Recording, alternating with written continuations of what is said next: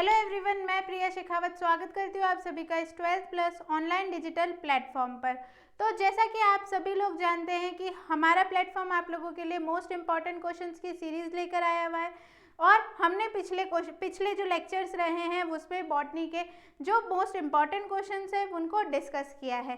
तो आज जो एक और फिर लेक्चर लेकर आए हैं हम आपके लिए बॉटनी के मोस्ट इम्पॉर्टेंट क्वेश्चंस के पार्ट बी के अंदर जो पूछे जा सकते हैं या जिनके अंदर से आपके क्वेश्चंस आ सकते हैं।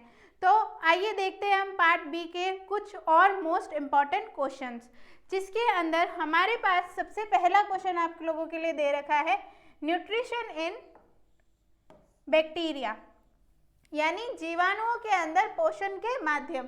तो जैसा हम सभी जानते हैं कि सारे जो ऑर्गेनिजम्स रहते हैं, सभी प्रकार के जो जीव होते हैं उनमें जो पोषण होता है, न्यूट्रिशन होता है, वो दो माध्यमों से लिया जा सकता है। एक होता है ऑटोट्रॉफिक मैकेनिज्म ऑफ न्यूट्रिशन और दूसरा होता है हेटरोट्रॉफिक मैकेनिज्म ऑफ न्यूट्रिशन, यानी स्वपोषण का तरीका और परपोषण का तरीका। स्वपोषण के तरीके के अंदर क्या होता है, जो स्वपोषी होते हैं यानी ऑटोट्रॉफ्स होते हैं वो क्या करते हैं, अपना भोजन स्वयं प्रिपेयर करते हैं यानी स्वयं बनाते हैं, जिसके अंदर जो हरे पादप आते हैं या सभी प्रकार के जो प्लांट्स आते हैं वो किसके अंदर आते हैं, ऑटोट्रॉफ्स के अंदर आते हैं। वहीं पे दूसरा तरीका होता है हेटरोट्रॉफिक मैकेनिज्म ऑफ न्यूट्रिशन, यानी परपोषी। तो जो परपोषी होते हैं वो अपने पोषण के लिए यानी अपने न्यूट्रिशन के लिए किसी और पर निर्भर करते हैं और मुख्यतः जो है वो स्वपोषियों पर निर्भर करते हैं। जैसे कि हम सभी जो जीव रहते हैं, मानव वगैरह जितने भी हैं, ह्यूमंस वगैरह जो है, वो सभी किस पर निर्भर करते हैं, ऑटोट्रॉफ्स पर यानी स्वपोषियों पर, पादपों पर निर्भर करते हैं अपने न्यूट्रिशन के लिए या फिर अन्य जीवों पर निर्भर करते हैं अपने न्यूट्रिशन यानी पोषण के लिए। तो उसी प्रकार जो जीवाणु हैं यानी जो बैक्टीरिया है उनमें भी अगर हम न्यूट्रिशन के तरीके देखें तो ये भी जो अपना पोषण है दो माध्यमों से लेता है। एक होता है ऑटोट्रॉफिक बैक्टीरिया यानी स्वपोषी जीवाणु और दूसरा होता है हेटरोट्रॉफिक बैक्टीरिया यानी परपोषी जीवाणु। जैसा कि इनका नाम बता रहा है कि जो ऑटोट्रॉफिक बैक्टीरिया है, सबसे पहले हम ऑटोट्रॉफिक बैक्टीरिया की बात करते हैं। तो जैसा आप सभी जानते हैं ऑटोट्रॉफ्स क्या होते हैं, स्वपोषी होते हैं यानी खुद का खाना खुद बनाते हैं, यानी they prepare their food by own self, यानी वो खुद पर निर्भर करते हैं अपने भोजन के लिए, किसी अन्य पर निर्भर नहीं करते। उसी प्रकार से जो स्वपोषी जीवाणु होते हैं वो क्या करते हैं, स्वयं का भोजन खुद संश्लेषित कर सकते हैं यानी स्वयं का भोजन खुद बना सकते हैं, यानी ये भी अपना क्या करते हैं, खुद का फूड खुद ही बनाते हैं। इसके अंदर ये किसका इस्तेमाल करते हैं, जो इनऑर्गेनिक सब्सटेंस होते हैं यानी अकार्बनिक पदार्थ होते हैं उनको ये अपने फूड यानी ऑर्गेनिक पदार्थों के अंदर बदल लेते हैं, जिसके माध्यम से इनको अपना फूड मिल जाता है। अब ये जो बैक्टीरिया होते हैं ये भी दो प्रकार के होते हैं, एक होता है प्रकाश संश्लेषी जीवाणु और दूसरा होता है कीमोसिंथेटिक बैक्टीरिया यानी रसायन संश्लेषित जीवाणु। यानी जो ऑटोट्रॉफिक बैक्टीरिया है, स्वपोषी जीवाणु है, वो भी दो तरीके के होते हैं, एक होते हैं प्रकाश संश्लेषित जीवाणु यानी फोटोसिंथेटिक बैक्टीरिया और दूसरे होते हैं रसायन संश्लेषित जीवाणु यानी कीमोसिंथेटिक बैक्टीरिया। तो इसको हम आगे अभी देखेंगे, उससे पहले हम जान लेते हैं कि दूसरी ओर कौन से बैक्टीरिया है, किस प्रकार के जीवाणु है जो परपोषी प्रकार के जीवाणु होते हैं वो है। तो अब परपोषी जीवाणु, जैसे कि परपोषी क्या होते हैं, जो अपना खाना खुद नहीं बना सकते यानी they do not able to synthesize their food on their own, so they depend on other, इसलिए वो दूसरों पर निर्भर करते हैं, मेजरली ऑन ऑटोट्रॉफ्स यानी स्वपोषियों पर निर्भर करते हैं। तो ये भी क्या करते हैं, अपना फूड खुद से नहीं बना सकते, यह एक्सटर्नल सोर्सेस पर यानी बाहरी स्रोतों पर निर्भर करते हैं और मुख्यतः रूप से ये जो है स्वपोषियों पर निर्भर करते हैं। तो अब इसके अगर प्रकार देखें, किसके, परपोषी जीवाणु के प्रकार देखें तो ये तीन प्रकार के होते हैं, एक होते हैं मृतोपजीवी जीवाणु यानी सैप्रोफिटिक बैक्टीरिया, दूसरा होता है सजीवी जीवाणु यानी सिम्बायोटिक बैक्टीरिया और तीसरा होता है पैरासिटिक बैक्टीरिया यानी परपोषी जीवाणु। तो ये जो तीनों तरीके हैं या फिर ये जितने भी तरीके हैं बैक्टीरिया के यानी जीवाणुओं के पोषण के, वो सभी हम अभी डिस्कस करने वाले हैं। ये जितना भी जो टॉपिक है या फिर जितना भी आपका कोर्स है, ये सभी कोर्स हमने आपको हमारे प्लेटफॉर्म 12+ पर पढ़ाया गया है। जो हमसे जुड़े हुए हैं वो ये सब कुछ जानते होंगे कि हमने ये सारे लेक्चर्स आपको अच्छे से एक्सप्लेन कर रखे हैं, अच्छे से डिटेल नोट्स इन सभी टॉपिक्स के प्रोवाइड कर रखे हैं। जो भी आपके यूनिट्स हैं उन सभी के जितने भी जो टॉपिक रहते हैं उनको हिंदी और इंग्लिश दोनों में एक्सप्लेन कर रखा है, दोनों में समझा रखा है और दोनों में ही नोट्स आपको प्रोवाइड करवाए गए हैं। इसके अलावा ये जो PDF है आपके इम्पॉर्टेंट क्वेश्चंस का, ये जो हमसे जुड़े हुए हैं, जो हमारे से कांटेक्ट में है, वो हमसे ले सकते हैं और जो नहीं है वो भी हमसे मैसेज करके मांग सकते हैं। हम हाथों हाथ ये आपको PDF इम्पॉर्टेंट क्वेश्चंस के जो भी है अवेलेबल करवा देंगे। तो आगे हम देखते हैं कि अभी हमने क्या कहा, स्वपोषी जीवाणु यानी ऑटोट्रॉफिक बैक्टीरिया क्या होते हैं। तो ऑटोट्रॉफिक बैक्टीरिया तो हमने जान लिया कि वो अपना खुद का पोषण खुद से बनाते हैं, उनको हम ऑटोट्रॉफिक बैक्टीरिया कहते हैं। अब ये ऑटोट्रॉफिक बैक्टीरिया भी दो तरीके के हमने देखे, एक था प्रकाश संश्लेषी जीवाणु यानी फोटोसिंथेटिक बैक्टीरिया और दूसरा था रसायन संश्लेषी जीवाणु यानी कीमोसिंथेटिक बैक्टीरिया। तो सबसे पहले हम जानते हैं प्रकाश संश्लेषी जीवाणु के बारे में यानी फोटोसिंथेटिक बैक्टीरिया के बारे में। जैसा आप यहाँ देख सकते हैं कि ये जो बैक्टीरिया होते हैं ये किस पे निर्भर करते हैं, इनके अंदर होता है लाइट एब्जॉर्बिंग पिगमेंट यानी प्रकाश अवशोषण वर्णक। इसके अलावा इनके अंदर प्रकाश संश्लेषण वर्णक के अलावा इनमें उपस्थित होता है रिएक्शन सेंटर यानी अभिक्रिया केंद्र। तो ये वो जीवाणु होते हैं जिनके अंदर प्रकाश संश्लेषण वर्णक यानी photosynthetic pigment and reaction centre यानी अभिक्रिया केंद्र उपस्थित होता है। और ये क्या करते हैं, तो ये कैपेबल होते हैं यानी इतनी क्षमता रखते हैं कि ये जो लाइट एनर्जी होती है यानी प्रकाश ऊर्जा होती है उसको रसायन ऊर्जा के अंदर बदल सके। तो वही डेफिनेशन आपके यहाँ लिखी हुई है कि ये ऐसे जीवाणु हैं जिनके अंदर प्रकाश संश्लेषी वर्णक उपस्थित होता है व उसके अलावा अभिक्रिया केंद्र पाया जाता है और इनमें इतनी क्षमता होती है कि ये प्रकाशीय ऊर्जा को रासायनिक ऊर्जा के अंदर बदल सके और अपना खुद का भोजन बना सके। अब हमने यहाँ पे बात की है वर्णक की।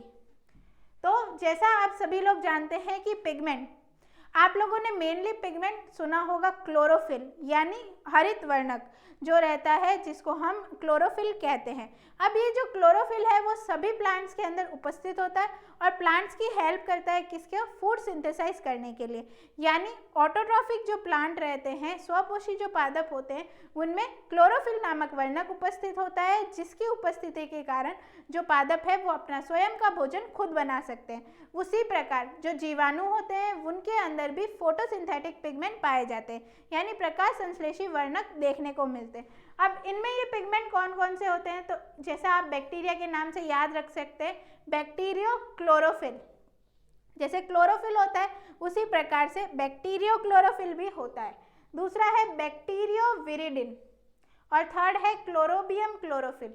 तो ये जो मुख्यतः 3 प्रकार के वर्णक होते हैं जो जीवाणुओं में देखने को मिलते हैं प्रकाश संश्लेषी वर्णक के रूप में यानी फोटोसिंथेटिक पिगमेंट के रूप में, जो है बैक्टीरियो क्लोरोफिल, बैक्टीरियो विरिडिन और क्लोरोबियम क्लोरोफिल। तो ये जो तीनों वर्णक है वो जीवाणुओं में देखने को मिलते हैं जो प्रकाश संश्लेषण के लिए सहायक होते हैं। इसके आगे अगर हम देखें तो अब ये जो तीनों प्रकार के वर्णक है या प्रकाश संश्लेषी वर्णक जो जीवाणुओं में उपस्थित होते हैं ये पाए कहाँ जाते हैं, तो जैसा हम जानते हैं पादपों के अंदर तो क्या होता है, पर्ण के अंदर क्लोरोप्लास्ट उपस्थित होता है यानी हरित लवक पाया जाता है। वो उस हरित लवक के थाइलाकॉइड्स के अंदर क्या उपस्थित होते हैं, क्लोरोफिल पिगमेंट उपस्थित होता है। उसी प्रकार जो जीवाणु रहते हैं उसके अंदर भी एक संरचना पाई जाती है जिनको हम क्रोमेटोफोर कहते हैं। अब इन क्रोमेटोफोर संरचना जो रहती है इनके अंदर ये वर्णक पाए जाते हैं। अब ये क्रोमेटोफोर क्या होते हैं, तो ये थाइलाकॉइड लैमेले होती है यानी थाइलाकॉइड की पट्टिकाएं होती है जिसके अंदर ये वर्णक देखने को मिलते हैं। अब यहाँ पर oxygen on the basis of oxygen environment यानी ऑक्सीजन की उपस्थिति या अनुपस्थिति के ऊपर इन प्रकाश संश्लेषी जीवाणुओं को बांटा गया है 2 प्रकार से। एक होता है इनके अंदर होता है ऑक्सीजेनिक फोटोसिंथेसिस और दूसरा होता है एनऑक्सीजेनिक फोटोसिंथेसिस, यानी ऑक्सीजन की उपस्थिति में प्रकाश संश्लेषण की क्रिया करने वाले ऑक्सीजनिक जीवाणु और ऑक्सीजन की अनुपस्थिति के अंदर प्रकाश संश्लेषण की क्रिया करने वाले एनऑक्सीजेनिक जीवाणु, प्रकाश संश्लेषण। तो अब इसके अंदर सबसे पहले हम पढ़ते हैं ऑक्सीजनिक फोटोसिंथेसिस के बारे में। तो अब ऑक्सीजनिक फोटोसिंथेसिस के अंदर क्या होता है, ये क्या करते हैं, जो जल रहता है, वाटर होता है, उसको यूज करते हैं इलेक्ट्रॉन डोनर के रूप में, यानी इलेक्ट्रॉन दाता के रूप के अंदर, और यहाँ पर ऑक्सीजन का निर्माण होता है। तो जैसा कि इसका नाम बताया हमने, क्या था, ऑक्सीजनिक फोटोसिंथेसिस, यानी यहाँ पर क्या होगा, ऑक्सीजन का निर्माण होगा। और ये ऑक्सीजन के निर्माण में सहायता कौन करेगा, तो जल जो है, वाटर जो है, वो इलेक्ट्रॉन डोनर के रूप के अंदर काम करेगा, यानी इलेक्ट्रॉन दाता के रूप में कार्य करेगा और ऑक्सीजन का निर्माण होगा। यहाँ आप रिएक्शन देख सकते हैं, जैसे हमारे पास कार्बन डाइऑक्साइड उपस्थित है, वाटर उपस्थित है, तो जल उपस्थित है, ये क्या काम कर रहा है, डोनर के रूप में कार्य कर रहा है। और उसके अलावा प्रकाश संश्लेषण के लिए क्या उपस्थित होता है, प्रकाश की आवश्यकता होती है, तो प्रकाश उपस्थित है। अब यहाँ पर बन रहा है C6H12O6 यानी ग्लूकोज, उसके अलावा ऑक्सीजन का निर्माण हो रहा है, जैसा कि ऊपर कहा गया था, इसमें क्या होगा, ऑक्सीजन का निर्माण होगा और कुछ जल के अणु भी निकलते हैं। तो ये होता है ऑक्सीजनिक फोटोसिंथेसिस। अब इस प्रकार के जीवाणु कौन से होते हैं, तो इसमें एग्जाम्पल के लिए आपके पास लिखा हुआ है साइनोबैक्टीरिया। अब साइनोबैक्टीरिया को हम क्या कहते हैं, blue green algae, blue green algae, यानी नील हरित शैवाल। जो नील हरित शैवाल है वो किस प्रकार के प्रकाश संश्लेषण करते हैं, ऑक्सीजनिक फोटोसिंथेसिस करते हैं, यानी ऑक्सीजनिक प्रकाश संश्लेषण करते हैं। दूसरी तरफ हमने क्या कहा, दूसरा प्रकार है ऑक्सीजन के आधार पर अनऑक्सीजन जैनिक प्रकाश संश्लेषण। इसके अंदर क्या होता है, तो इसके अंदर ये जो है जल को इलेक्ट्रॉन दाता के रूप में उपयोग नहीं करते, यानी do not use water as electron donor and do not produce oxygen, यानी यहाँ पर ऑक्सीजन का निर्माण भी नहीं होता। तो अनऑक्सी प्रकाश संश्लेषण के अंदर क्या होता है, जल का उपयोग नहीं होता इलेक्ट्रॉन दाता के रूप में, और दूसरी तरफ ऑक्सीजन का उत्पादन भी नहीं होता है। तो यहाँ पर आप रिएक्शन देख सकते हैं कि कार्बन डाइऑक्साइड तो उपस्थित है, जैसा कि ऑक्सीजनिक प्रकाश संश्लेषण में थी। उसके अलावा यहाँ पर H2O नहीं लिखा हुआ है, H2A लिखा हुआ है। अब इस A को अभी हम समझते हैं। तो यहाँ पर क्या है, ऑक्सीजन नहीं उपस्थित है, यानी वाटर नहीं उपस्थित है, तो ये क्या हो गया, वाटर का यूज नहीं कर रहा है इलेक्ट्रॉन दाता के रूप में। उसके अलावा प्रकाश संश्लेषण है, तो प्रकाश की उपस्थिति होगी, लाइट की उपस्थिति होगी, और यहाँ पे दूसरे कंपाउंड्स का निर्माण होगा। तो अब ये A क्या है, तो इस A की जगह क्या उपस्थित हो सकता है, H2S यानी सल्फर उपस्थित हो सकता है। H2A लिखा हुआ है तो सल्फर उपस्थित हो सकता है, हाइड्रोजन सल्फाइड। H2 उपस्थित हो सकता है, वह उसके अलावा कोई और अन्य इलेक्ट्रॉन दाता हो सकते हैं, परंतु यहाँ पर जो है जल इलेक्ट्रॉन दाता का कार्य नहीं करेगा, और ऑक्सीजन का निर्माण यहाँ पे ऑक्सीजन एब्सेंट, यानी ऑक्सीजन का निर्माण यहाँ पर नहीं होगा। तो अब इस प्रकार से कौन से बैक्टीरिया जो रहते हैं वो अनऑक्सीजेनिक प्रकाश संश्लेषण करते हैं, तो उसके अंदर उदाहरण में हमारे पास है क्रोमेटियम और क्लोरोबियम। ये जो बैक्टीरिया है वो अनऑक्सी प्रकाश संश्लेषण करते हैं। इसके अलावा प्रकाश संश्लेषण के ही टाइप दे रखे सल्फर स्प्रिंग के आधार पर, यानी जो सल्फर स्रोत या सल्फर तालाब जिसमें सल्फर की उपस्थिति होती है, उनके आधार पर जो प्रकाश संश्लेषी जीवाणु होते हैं उनके प्रकार दे रखे हैं। एक होता है पर्पल सल्फर बैक्टीरिया यानी बैंगनी गंधक जीवाणु, और दूसरा होता है ग्रीन सल्फर बैक्टीरिया यानी हरित गंधक जीवाणु। तो अब यहाँ पर क्या उपस्थित नहीं होगा, यहाँ पर जो है वो सल्फर उपस्थित होगा, यानी सल्फर स्प्रिंग के अंदर होती है। तो यहाँ पर इस पर्पल सल्फर बैक्टीरिया यानी बैंगनी गंधक जीवाणु के अंदर पिगमेंट कौन सा पाया जाता है, तो क्लोरोफिल पिगमेंट पाया जाता है। इसके उदाहरण के अंदर हमें देखने को मिलते हैं क्रोमेटियम, थायोस्पाइरलम और थियोपेडिया रोजिया। ये जो बैक्टीरिया है ये पर्पल सल्फर बैक्टीरिया यानी बैंगनी गंधक जीवाणु होते हैं। वहीं पे दूसरी ओर दे रखा है हरित गंधक जीवाणु यानी ग्रीन सल्फर बैक्टीरिया, जो भी सल्फर स्प्रिंग के अंदर पाए जाते हैं, परंतु इनमें पिगमेंट कौन सा होता है, तो इनमें पिगमेंट होता है बैक्टीरियोविरिडिन, बैक्टीरियोफियोफाइटिन और क्लोरोबियम क्लोरोफिल। तो ये तीनों जो पिगमेंट है वो ग्रीन सल्फर बैक्टीरिया यानी हरित गंधक जीवाणु में देखने को मिलते हैं। इनके अगर उदाहरण देखें तो है हमारे पास क्लोरोबैक्टीरियम और क्लोरोबियम लिमिकोला। ये जो बैक्टीरिया है ये ग्रीन सल्फर बैक्टीरिया के उदाहरण हैं। इसके बाद हमने कहा था कि जो प्रकाश संश्लेषण है, मतलब जो फोटोसिंथेटिक बैक्टीरिया है वो दो तरीके के थे। तो ऑटोट्रॉफिक बैक्टीरिया थे, स्वपोषी जीवाणु थे, वो दो तरीके के थे। एक था प्रकाश संश्लेषण करने वाले और दूसरा था रसायन संश्लेषण करने वाले यानी कीमोसिंथेटिक बैक्टीरिया। तो प्रकाश संश्लेषण हमने पढ़ लिया। प्रकाश संश्लेषण के अंदर पिगमेंट उपस्थित होते हैं, वहीं पर लाइट एब्जॉर्बिंग रिएक्शन होती है यानी प्रकाश अवशोषण अभिक्रिया होती है, रिएक्शन सेंटर यानी अभिक्रिया केंद्र उपस्थित होते हैं और लाइट की उपस्थिति में ये रिएक्शन होती है। अगर ऑक्सीजन की उपस्थिति में वो प्रकाश संश्लेषण करते हैं तो उन्हें हम ऑक्सीजनिक फोटोसिंथेसिस बैक्टीरिया कहते हैं। वहीं पर ऑक्सीजन की अनुपस्थिति के अंदर या ऑक्सीजन का वो निर्माण नहीं करते हैं, जल को वो इलेक्ट्रॉन दाता के रूप में प्रयोग नहीं करते, तो उसे हम अनऑक्सीजनिक फोटोसिंथेसिस कहते हैं। सल्फरिक स्प्रिंग्स के आधार पर जो प्रकाश संश्लेषित जीवाणु है वो दो तरीके के थे। उसके अंदर आए थे गंधक जीवाणु यानी बैंगनी गंधक जीवाणु और हरित गंधक जीवाणु यानी पर्पल सल्फर बैक्टीरिया और ग्रीन सल्फर बैक्टीरिया, जिनके भी हमने उदाहरण पढ़े। अब हमें देखना है, अगला है कीमोसिंथेटिक बैक्टीरिया यानी रसायन संश्लेषण करने वाले जीवाणु।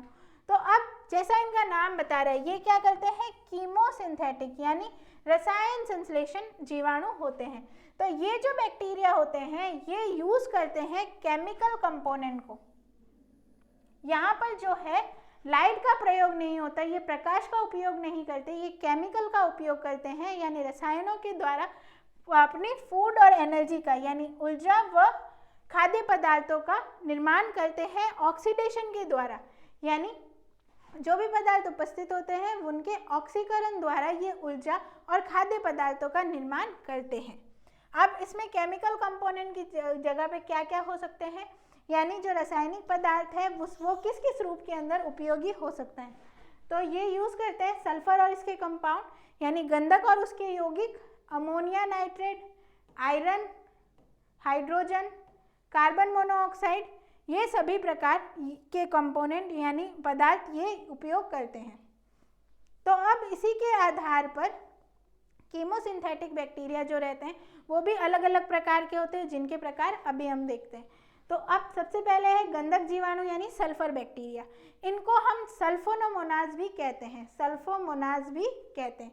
ये जो बैक्टीरिया रहते हैं ये अपनी एनर्जी को लेते हैं यानी ऊर्जा का उत्पादन करते हैं by oxidation of elemental sulphur और H2S, यानी ऑक्सीकरण करके उनसे ऊर्जा प्राप्त करते हैं। किनका, जो एलिमेंटल सल्फर होती है यानी जीवाणु जो है गंधक के यौगिकों या फिर H2S यानी हाइड्रोजन सल्फाइड द्वारा क्या करते हैं, उनके ऑक्सीडेशन को करते हैं और अपने ऊर्जा को बनाते हैं। इसमें हमारे पास उदाहरण है थायोबैसिलियस, बिगोटिया, थियोथायरिक्स। ये जो बैक्टीरिया है वो गंधक जीवाणु होते हैं।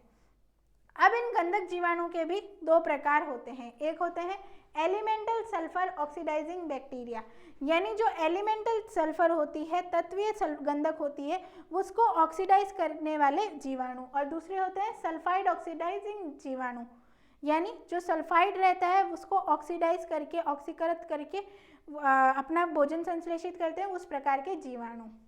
तो अब जो एलिमेंटल सल्फर ऑक्सीडाइजिंग बैक्टीरिया है इसके अंदर आता है इंक्लूड डीनाइट्रीफाइंग बैक्टीरिया। इसके अंदर जो डीनाइट्रिफिकेशन वाले बैक्टीरिया होते हैं, डीनाइट्रीकरण जीवाणु जो रहते हैं वो sulphur oxidising elemental sulphur oxidising जीवाणु के अंदर होते हैं।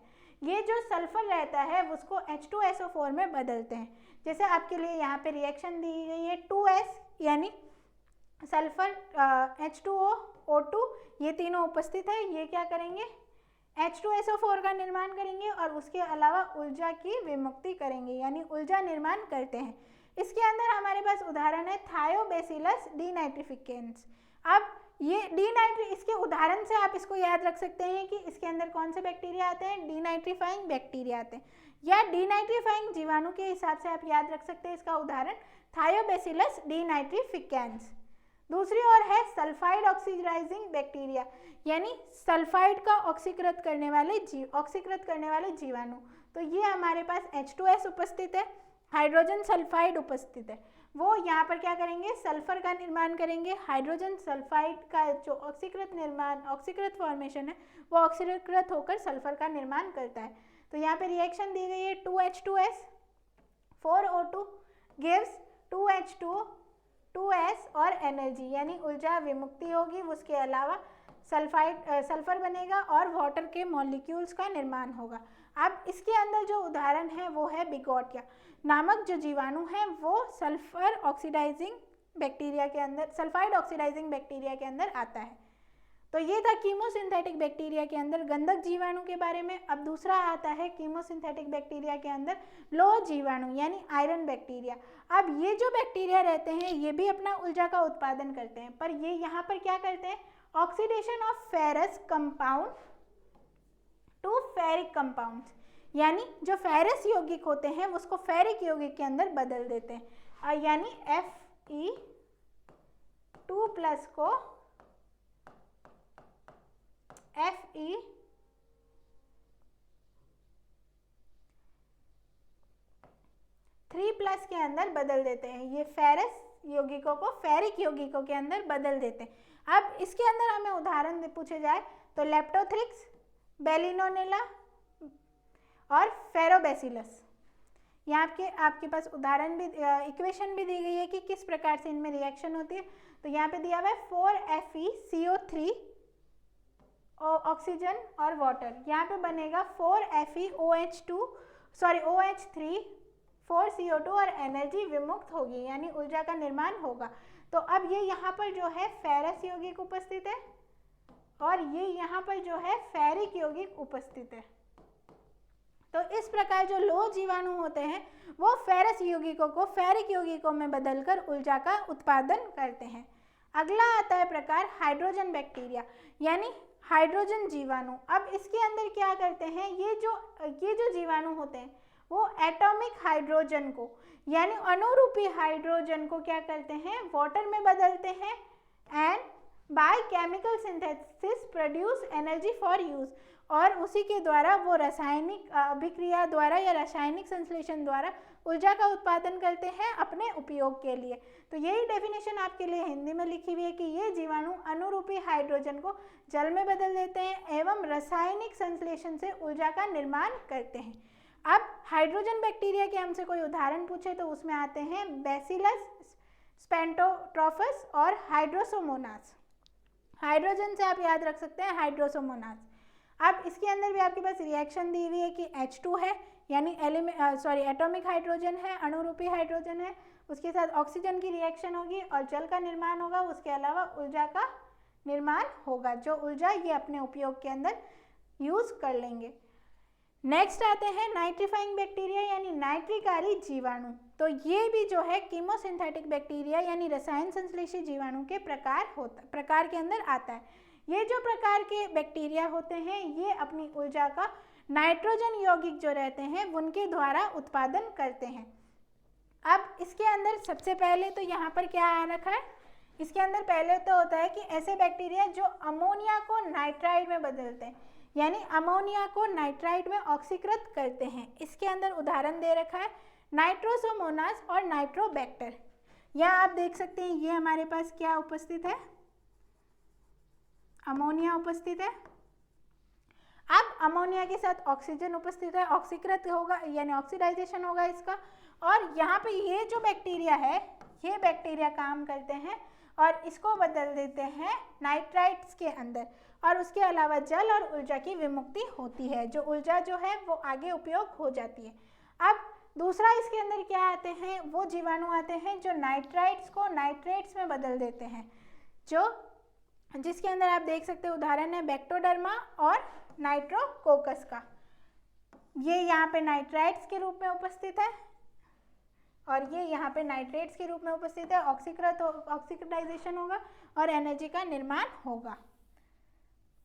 इसके अलावा सम और कीमो ऑर्गेनोट्रॉप्स बैक्टीरिया और ऑल्सो फाउंड यानी कुछ रसायन कार्बन पोषित जीवाणु भी और पाए जाते हैं, जिसमें आते हैं कार्बन जीवाणु यानी कार्बन बैक्टीरिया। कार्बन जीवाणु के अंदर क्या होता है, ये ऑक्सीडाइज करते हैं कार्बन मोनोऑक्साइड को कार्बन डाइऑक्साइड में, यानी इसके अंदर भी क्या हो रहा है, ऑक्सीडेशन ही हो रहा है, परंतु किसका हो रहा है, कार्बन मोनोऑक्साइड का यानी CO का, किसके अंदर, कार्बन डाइऑक्साइड में यानी CO2 के अंदर, और ऊर्जा की प्राप्ति करते हैं ये जीवाणु। इसमें आता है उदाहरण के तौर पर बेसिलस ओलिगो कार्बोफिलस और ओलिगोट्रोफा कार्बोक्सी डोवोरेंस। तो ये इक्वेशन दी हुई है। फिर दूसरा है इसके अंदर कीमो ऑर्गेनोट्रॉफ्स के अंदर यानी रसायन पोषी जीवाणुओं के अंदर मीथेन जीवाणु यानी मीथेन बैक्टीरिया। ये क्या करते हैं, इनकी एनर्जी इनको मिलती है oxidation of methane into water and carbon dioxide, यानी ये जल और कार्बन डाइऑक्साइड के अंदर मीथेन को ऑक्सीडाइज कर देते हैं और अपनी ऊर्जा को ग्रहण करते हैं। इसके अंदर बैक्टीरिया के उदाहरण हैं मिथेनोकोकस, लैक्टोबैसिलस और एसिटोबैक्टर। यहाँ पे इसकी भी इक्वेशन दी गई है। तो ये था किसके बारे में, स्वपोषी जीवाणुओं के बारे में। स्वपोषी जीवाणु के अंदर सबसे पहले हमने प्रकाश संश्लेषी जीवाणु के बारे में देखा, उसके बाद हमने रसायन संश्लेषी जीवाणुओं के बारे में पढ़ा, उनके उदाहरणों के साथ उनके अंदर किस प्रकार से अभिक्रिया होती है, वो किसको किस में बदलते हैं, ये सब कुछ हमने देखा। अब दूसरा आता है हेटेरोट्रॉफिक बैक्टीरिया यानी परपोषी जीवाणु। तो अब जैसा हमने कहा परपोषी जीव क्या होते हैं, जो अपने खाने के लिए, अपने भोजन पदार्थों के लिए दूसरे जीवों पर या स्वपोषियों पर निर्भर करें, उन्हें कहते हैं परपोषी जीव यानी हेटेरोट्रॉफिक ऑर्गेनिज्म। वहीं पर जो परपोषी जीवाणु है वो भी उसी माध्यम से किस पर निर्भर करेंगे, स्वपोषियों पर निर्भर करेंगे या फिर किसी अन्य स्रोतों पर निर्भर करेंगे अपने भोजन पदार्थ के लिए, तो उन्हें हम कहेंगे हेटेरोट्रॉफिक बैक्टीरिया यानी परपोषी जीवाणु। तो यही प्रकार की डेफिनेशन यहाँ ऊपर हमने देखी। उसके अलावा इसके हमने 3 प्रकार बताए। एक होता है मृतोपजीवी जीवाणु, दूसरे होते हैं सिम्बायोटिक बैक्टीरिया यानी सहजीवी जीवाणु, और तीसरे होते हैं पैरासिटिक बैक्टीरिया यानी परजीवी जीवाणु। तो सबसे पहले हम सेप्रोफिटिक बैक्टीरिया के बारे में यानी मृतोपजीवी जीवाणु के बारे में देखें। तो ये जो बैक्टीरिया रहते हैं, जैसा इसका नाम बता रहा है, जो मृत चीज़ें होती है उस पर से ये अपना भोजन लेते हैं। तो ये ऑब्टेन करते हैं अपना food dead organic decaying substance से, यानी सड़े गले कार्बनिक पदार्थों से ये अपना भोजन ग्रहण करते हैं। अब उसमें क्या क्या आते हैं, पत्तियाँ आती है, फ्रूट्स आते हैं, वेजिटेबल्स आते हैं, meat, animal faeces, leather, humus etcetera. तो ये सभी जो है अपघटित करते हैं इन पदार्थों को और अपना भोजन ग्रहण करते हैं। अब इसके लिए ये क्या करते हैं, कुछ विशिष्ट प्रकार के एंजाइम्स का यानी एंजाइम्स का सीक्रेशन करते हैं जो इसके फूड को डाइजेस्ट करता है और एब्जॉर्ब, ये जो है उनको डाइजेस्ट करते हैं और उसके बाद उससे अपना जो भोजन है या अपनी जो ऊर्जा है उसको ग्रहण करते हैं। जैसे अगर प्रोटीन और कार्बोहाइड्रेट जो पदार्थ रहते हैं उनको ये डाइजेस्ट करे, उनका ये अपघटन करे, तो उसको हम प्यूट्रिफिकेशन और फर्मेंटेशन की क्रिया में डालते हैं। तो अब ये जो सेप्रोट्रॉप्स होते हैं ये भी कितने प्रकार के होते हैं, 2 प्रकार के होते हैं। एक होता है फैकल्टेटिव सेप्रोट्रॉप्स और दूसरा होता है ऑब्लिगेट सेप्रोट्रॉप्स। फैकल्टेटिव का मतलब है विकल्पी, वहीं पे ऑब्लिगेट का मतलब है अविकल्पी, यानी इनके पास क्या होता है, विकल्प होता है। तो ये क्या करते हैं, feed on living host in absence of dead host, यानी इनके पास विकल्प होता है कि जब मृत पदार्थ या मृत जीव नहीं उपस्थित हो तो ये जीवित चीज़ों से भी अपना पोषण ले सकते हैं। इसके अंदर अगर हम उदाहरण देखें तो है बेसिलस एसिडाइलेक्टाई और एसिटोबैक्टर। वहीं पे दूसरी ओर आता है ऑब्लिगेट यानी अविकल्पी, इनके पास विकल्प नहीं उपस्थित होता है, ये सिर्फ और सिर्फ मृत चीज़ों से ही अपना पोषण ले पाते हैं। फिर सेकंड प्रकार आता है परपोषी जीवाणुओं के अंदर सिम्बायोटिक बैक्टीरिया यानी सहजीवी जीवाणु। तो ये जो बैक्टीरिया होते हैं ये सहजीवन में रहते हैं, live in close association with other organism as symbiont, यानी ये सहजीवी के रूप में दूसरे ऑर्गेनिजम्स के साथ, दूसरे जीवों के साथ अपना जीवन यापन करते हैं। इसके अंदर मुख्यतः रूप से कौन से जीवाणु आते हैं, तो नाइट्रोजन फिक्सीकरण करने वाले जीवाणु यानी नाइट्रोजन स्थिरीकरण करने वाले जीवाणु जो है सिम्बायोटिक जीवाणु के अंदर आते हैं, जैसे राइजोबियम, नॉस्टॉक। अब ये जो राइजोबियम है वो नाइट्रोजन स्थिरीकरण करता है। ये जो है लेग्यूमिनस प्लांट होते हैं, यानी जो दालें वगैरह वाली पादप रहती है, दाल वगैरह होते हैं, उनके रूट नोड्यूल्स के अंदर यानी मूल ग्रंथिकाओं के अंदर पाए जाते हैं और ये वहाँ पर उस पादप को नाइट्रोजन स्थिरीकरण करके देते हैं ताकि उस नाइट्रोजन का वो इस्तेमाल कर सके। लास्ट आता है जीवाणु, परपोषी जीवाणु में परजीवी जीवाणु। जैसा कि इनका नाम बता रहा है, ये क्या है, परजीवी है। तो ये जो बैक्टीरिया है ये अपना फूड लिविंग होस्ट से यानी जीवित परपोषी से ग्रहण करते हैं। ये जो है पैथोजेनिक हो सकते हैं, यानी ये रोग उत्पन्न करने वाले भी हो सकते हैं, यानी ये डिजीज कॉज करते हैं, और नॉन पैथोजेनिक यानी अरोगकारी भी हो सकते हैं। इनके अंदर आता है ई कोलाई, जिसको हम नॉन पैथोजेनिक में इंक्लूड करेंगे। वहीं पे ज़ैंथोमोनास, ज़ैंथोमोनास नामक जो जीवाणु है वो ज़ैंथोमोनास सिट्राई जो इसकी वैरायटी होती है, यानी सिट्राई जो इसकी प्रजाति होती है, वो सिट्रस कैंकर रोग यानी नींबू में जो सिट्रस कैंकर रोग होता है, कैंकर डिजीज होती है, उसका कारक है। उसके अलावा bacillus typhosus, bacillus anthracis, bacillus tetani, bacillus diphtherical, vibrio cholerae, pseudomonas citri, ये सभी प्रकार के जो जीवाणु हैं वो परजीवी जीवाणु के अंदर आते हैं। तो ये था जीवाणुओं के पोषण के बारे में, जिसमें हमने सबसे पहले ऑटोट्रॉफिक जीवाणु यानी स्वपोषी जीवाणुओं के बारे में देखा, उसके बाद परपोषी जीवाणुओं के बारे में पढ़ा। स्वपोषी के जो प्रकार रहते हैं वो हमने देखे, प्रकाश संश्लेषी जीवाणु और रसायन संश्लेषी जीवाणु। प्रकाश संश्लेषी में भी कौन कौन से जीवाणु आते हैं वो हमने देखे, वहीं पर रसायन संश्लेषी के अंदर भी कौन प्रकार के जीवाणु आते हैं और कौन कौन से उनके उदाहरण हैं, किस प्रकार की वो अभिक्रिया करते हैं, वो सब के बारे में हमने देखा।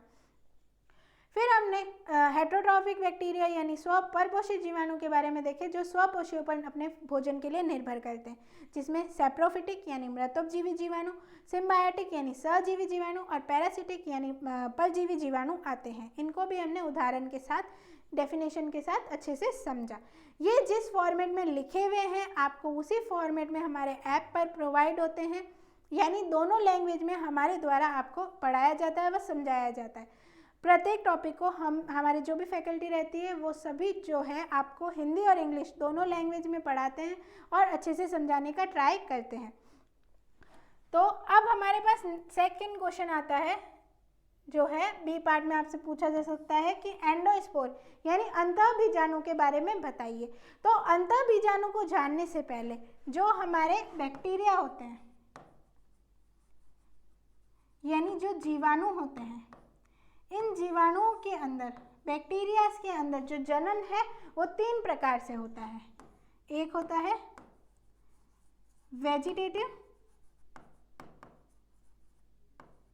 यानी कायिक, दूसरा होता है एसेक्सुअल यानी अलैंगिक और तीसरा होता है जेनेटिक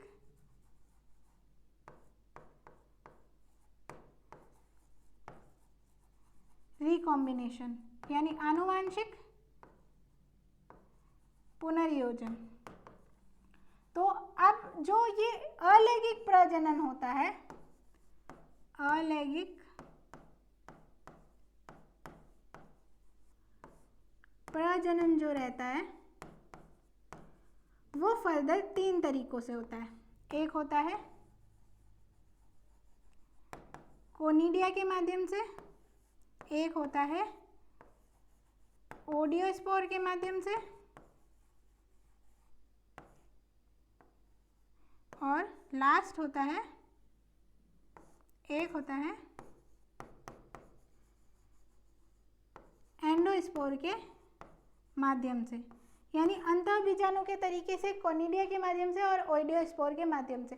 तो जो कोनिडिया होते हैं उनका निर्माण बेसिपेटल अरेंजमेंट के अंदर यानी तला भिसारी क्रम के अंदर कोनिडियो 4 के ऊपर होता है।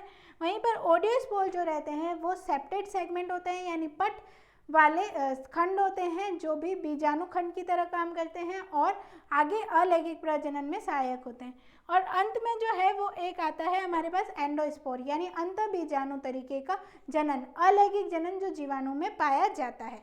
तो अब ये अंतःबीजाणु क्या होते हैं इनके बारे में ही हमें पूछा गया है। तो अब ये अंतःबीजाणु जो है वो इंट्रासेल्युलर रेस्टिंग सेल्स होते हैं, यानी अंतरकोशिकीय सुसुप्त कोशिकाएं होती है जो थिक वॉल्ड होती है, यानी मोटी भित्ति युक्त होती है। तो ये हमने क्या कहा, मोटी भित्ति युक्त यानी थिक वॉल्ड सेल होती है। कुछ इस प्रकार की इसकी संरचना होती है, सुसुप्त अवस्थाएं होती है, यानी डॉर्मेंट स्टेज या रेस्टिंग स्टेज होती है। ये जो है कुछ बड़े ग्राम नेगेटिव बैक्टीरिया के अंदर ग्राम पॉजिटिव बैक्टीरिया के अंदर या ग्राम पॉजिटिव बेसिलाई के अंदर बनते हैं, यानी ग्राम धनात्मक जो बेसिलाई जीवाणु रहते हैं उनके अंदर ये जो एंडोस्पोर है उनका निर्माण होता है। उदाहरण हमसे पूछा जाए तो डिसल्फोविब्रियो, डिसल्फ्यूरिकेंस और सार्सिना ल्यूटाई, ये जो बैक्टीरिया है दोनों ग्राम पॉजिटिव बेसिलाई जीवाणु हैं जिनके अंदर एंडोस्पोर यानी अंतःबीजाणु का निर्माण होता है। अब जो पूरी की पूरी जीवाणु कोशिका रहती है उसमें से थोड़ा सा भाग जो है वो इसका निर्माण करता है, यानी यहाँ लिखा हुआ है कुछ जो भाग रहता है वास्तव वाली कोशिका का वो जो है यूटिलाइज्ड होता है, और जो जिससे ये निर्माण होता है यानी जो इसकी जनक कोशिका का या मात्र कोशिका का कार्य करती है, पेरेंट सेल का कार्य करती है, उसको हम स्पोरेंजियम कहते हैं, यानी बीजाणुधानी कहते हैं। अब ये जो अंतःबीजाणु होते हैं इनका कार्य क्या है, इनकी विशिष्टता क्या है, तो ये जो है चरम परिस्थितियों यानी बहुत ही हार्श कंडीशंस जो रहती है, प्रतिकूल अवस्थाएं जो रहती है उनको टॉलरेट कर सकती है, उनको सहन कर सकती है। जैसे ये जो है हीट रेजिस्टेंस होते हैं, यानी ताप जो रेजिस्टेंट होते हैं, 80 डिग्री ताप भी ये सह सकते हैं 10 मिनट तक। इसके अलावा टॉलरेट ड्रॉट, यानी जो ड्रॉट रहते हैं उनमें भी ये सर्वाइव कर सकते हैं, 20 साल या 20 साल से अधिक एसिड ट्रीटमेंट को भी सर्वाइव कर सकते हैं। उसके अलावा H2SO4 जो ट्रीटमेंट रहता है उसको सर्वाइव कर सकते हैं, और एक्सट्रीमली हार्ड टू किल, यानी ये जो है बहुत मुश्किल से मरते हैं, इसीलिए इनको हम सुसुप्त बीजाणु यानी डॉर्मेंट स्पोर्स कहते हैं। यानी ये तापमान की चरम परिस्थितियों को, प्रकाश को, रोगाणुनाशियों को और विषैले जो पदार्थ रहते हैं उन सभी को सहन कर सकते हैं, उन सभी के खिलाफ इनमें प्रतिरोधी क्षमता यानी रेजिस्टेंट कैपेबिलिटी पाई जाती है। ये जो बीजाणु होते हैं वो क्या करते हैं, formed in both aerobic and anaerobic forms, यानी जो जीवाणु के वायवीय जीवाणु प्रारूप और अवायवीय जीवाणु प्रारूप जो रहते हैं उन दोनों ही प्रकार के जीवाणु में अंतःबीजाणुओं का निर्माण होता है। अब इनकी संरचना की अगर हम बात करें तो संरचना के अंदर अंतःबीजाणु की जो संरचना है वो आप यहाँ देख सकते हैं कि कुछ इस प्रकार का अंतःबीजाणु पाया जाता है। ये क्या है, अंतःबीजाणु का स्ट्रक्चर है जिसके अंदर यहाँ पे सेंटर के अंदर, बिल्कुल केंद्र के अंदर इसका डीएनए पाया जाता है। वह उसका ये जो उपस्थित होता है ये इनर मेम्ब्रेन के अंदर उपस्थित होता है। उसके बाद यहाँ पे कॉर्टेक्स यानी वलकुट पाया जाता है। बाहर इस स्पोर के ऊपर इस जो झिल्ली रहती है उसको हम स्पोर वॉल कहते हैं यानी बीजाणु भित्ति कहते हैं। बाहर की जो झिल्ली रहती है वलकुट के बाहर उसको हम इस आउटर मेम्ब्रेन कहते हैं। उसके बाहर कोट उपस्थित होता है और एक्सोस्पोरियम की परत भी पाई जाती है। अब इसी चीज को हम यहाँ पे देखें तो एंडोस्पोर जो रहता है उसमें केंद्रीय प्रोटोप्लास्ट यानी सेंट्रल प्रोटोप्लास्ट उपस्थित होता है जिसको हम कोर कहते हैं या क्रोड कहते हैं। अब उसके अंदर उपस्थित क्या क्या होता है, तो इसका आनुवांशिक पदार्थ उपस्थित होता है जो डीएनए, आरएनए, राइबोसोम या फिर कुछ एंजाइम के रूप में उपस्थित होता है। ये जो कोर है उसके ऊपर कोर झिल्ली यानी क्रोड वॉल या जर्म मेम्ब्रेन यानी जनन झिल्ली उपस्थित होती है, जनन कला पाई जाती है। इस कोर के बाहर की ओर वलकुट पाया जाता है जो बड़ा होता है, कम से कम आधे से ज़्यादा जो आयतन होता है, वॉल्यूम रहता है इसका, उसमें वो वलकुट में उपस्थित होता है। अब ये जो वलकुट रहता है उसके अंदर क्या क्या उपस्थित होता है, तो इसके अंदर कैल्शियम, डाइपिक्लोनिक एसिड और पेप्टिडोग्लाइकेन्स पाए जाते हैं। कॉर्टेक्स के बाहर की ओर स्पोर कोट यानी बीजाणुचोल पाया जाता है जो प्रोटीन द्वारा निर्मित होता है, मोटा होता है और प्रोटेक्टिव इन नेचर यानी संरक्षण प्रकृति का होता है। आउटर मोस्ट लेयर यानी सबसे जो बाह्य परत होती है, जैसा कि हमने कहा कि वो क्या होती है, एक्सोस्पोरियम होती है। ये बहुत ही पतली परत होती है, पॉलीसेकेराइड्स द्वारा बनी रहती है और प्रोटीन और कुछ लिपिड का भी इसमें योगदान रहता है। तो हमने यही कहा कि ये जो है वो क्या है, कोर है ये जो है वो कोर है जिसके अंदर आरएनए, डीएनए, लिपिड, प्रोटीन ये सब कुछ उपस्थित है, एंजाइम वगैरह। उसके बाहर जो है ये जो है जिसको हमने इनर मेम्ब्रेन बोला है, इसको हम क्रोड वॉल या फिर कोर मेम्ब्रेन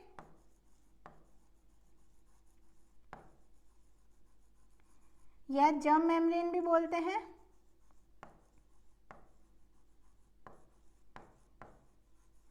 उसके बाद स्पोर वॉल उपस्थित है। स्पोर वॉल के बाहर की ओर वल्कुटीय क्षेत्र यानी कॉर्टेक्स उपस्थित है। कॉर्टेक्स जो है उसमें कैल्शियम, डायअमीनोपिमेलिक एसिड और कुछ पॉलीसैकेराइड्स पाए जाते हैं। उसके बाहर आउटर मेम्ब्रेन यानी बाह्य झिल्ली पाई जाती है। उस बाह्य झिल्ली के बाद स्पोर कोट यानी बीजाणुचोल पाया जाता है जो प्रोटीन द्वारा निर्मित होता है, और एक्सोस्पोरियम जो है सबसे बाहरी परत उपस्थित होती है जो पॉलीसैकेराइड द्वारा बनी होती है और बहुत ही पतली होती है। ये जो है एंडोस्पोर साइकिल है, इसको अभी हम समझते हैं।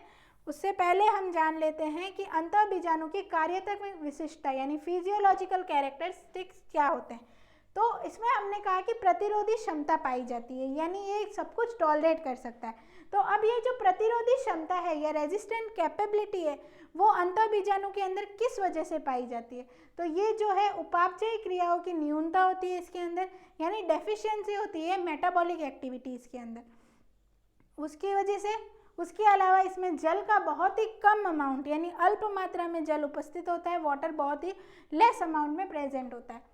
ये जो है इसके स्पोर वॉल का जो नेचर होता है, बीजाणु भित्ति की बीजाणुचोल की जो प्रकृति होती है वो अपारगम्य यानी इम्परमिएबल और प्रोटेक्टिव होती है, यानी सुरक्षात्मक प्रकृति क्या होता है। उसके अलावा सक्रिय एंजाइमों की भी इसमें कमी होती है, जैसा आप यहाँ देख सकते हैं एक्टिव एंजाइम्स जो रहते हैं उसकी भी एंडोस्पोर के अंदर कमी होती है, अंतःबीजाणु में कमी होती है। Abundance of calcium in spore, जैसे हमने कहा है कि इसके वल्कुट का जो क्षेत्र रहता है वो इसके आधे से ज़्यादा क्षेत्र का घेरा हुआ रहता है, वो उसके अंदर जो है कैल्शियम की मात्रा भी होती है। तो इसके अंदर कैल्शियम के कारण की वजह से भी, कैल्शियम की बहुतायत की वजह से भी ये प्रतिरोधी क्षमता रखता है। उसके अलावा एक स्टेबलाइजर डाइपिक्नोलिनिक एसिड ये भी इसमें उपस्थित होता है, यानी स्थायीकारी कारक होता है जिसको हम पिक्नोलिक एसिड बोलते हैं, जो भी एंडोस्पोर्स के अंदर पाया जाता है। अब इन एंडोस्पोर का जर्मिनेशन कैसा होता है। तो ये जो एंडोस्पोर है वो अनुकूल परिस्थितियों के अंदर जो इनका बीजाणुचोल रहता है, स्पोर कोट रहता है, वो जल को अवशोषित करता है और सॉफ्ट हो जाता है, यानी कोमल हो जाता है, नरम हो जाता है, जिसकी वजह से जो साइटोप्लाज्म रहता है स्पोर वॉल का, स्पोर वॉल के अंदर कोशिका द्रव्य जो रहता है बीजाणुचोल के अंदर वो जल अवशोषित करके फूलने लगता है और उसमें खाद्य पदार्थ भी अवशोषित होने लगते हैं। अब ये जो स्पोर कोट है, बीजाणुचोल है, वो क्या होगा, ब्रेक होगा, फटेगा और इसमें से एक ग्रोइंग सेल यानी वृद्धिशील कोशिका बाहर निकलती है। अब इस कोशिका के, इस ग्रोइंग सेल कोशिका के, वृद्धिशील कोशिका के बाहर निकलने से पहले ही इसमें एमआरएनए का निर्माण हो जाता है, यानी जो मैसेंजर आरएनए होता है उसका निर्माण हो जाता है और इसके अंकुरन से, यानी अभी जो कोशिका बाहर निकली है उसका जर्मिनेशन होगा, उसका अंकुरन होगा और वो निर्माण करेगा एक बैक्टीरियल सेल से। तो एक एंडोस्पोर जो है वो एक बैक्टीरिया का निर्माण करता है। तो अब इसी चीज को हम यहाँ डायग्राम में देखें तो जो हमने यहाँ पे एंडोस्पोर साइकिल बोली थी उसका किस प्रकार से होगा। तो ये जो है स्पोर कोट उपस्थित है इसका, यहाँ से आप इसको डायग्राम को देखें तो इस स्पोर कोट के अंदर क्या होगा, जल अवशोषण होगा। जल अवशोषण करने की वजह से इसका कोशिका द्रव्य जो है वो फूलने लगा होगा, उसके अंदर खाद्य पदार्थ अवशोषित होगा। अब वहाँ पे स्पोर जैसे ही, बीजाणु जैसे ही मैच्योर हो जाएगा, परिपक्व हो जाएगा, सेल लाइसिस यानी सेल का अपघटन होगा, कोशिका जो है फट जाएगी।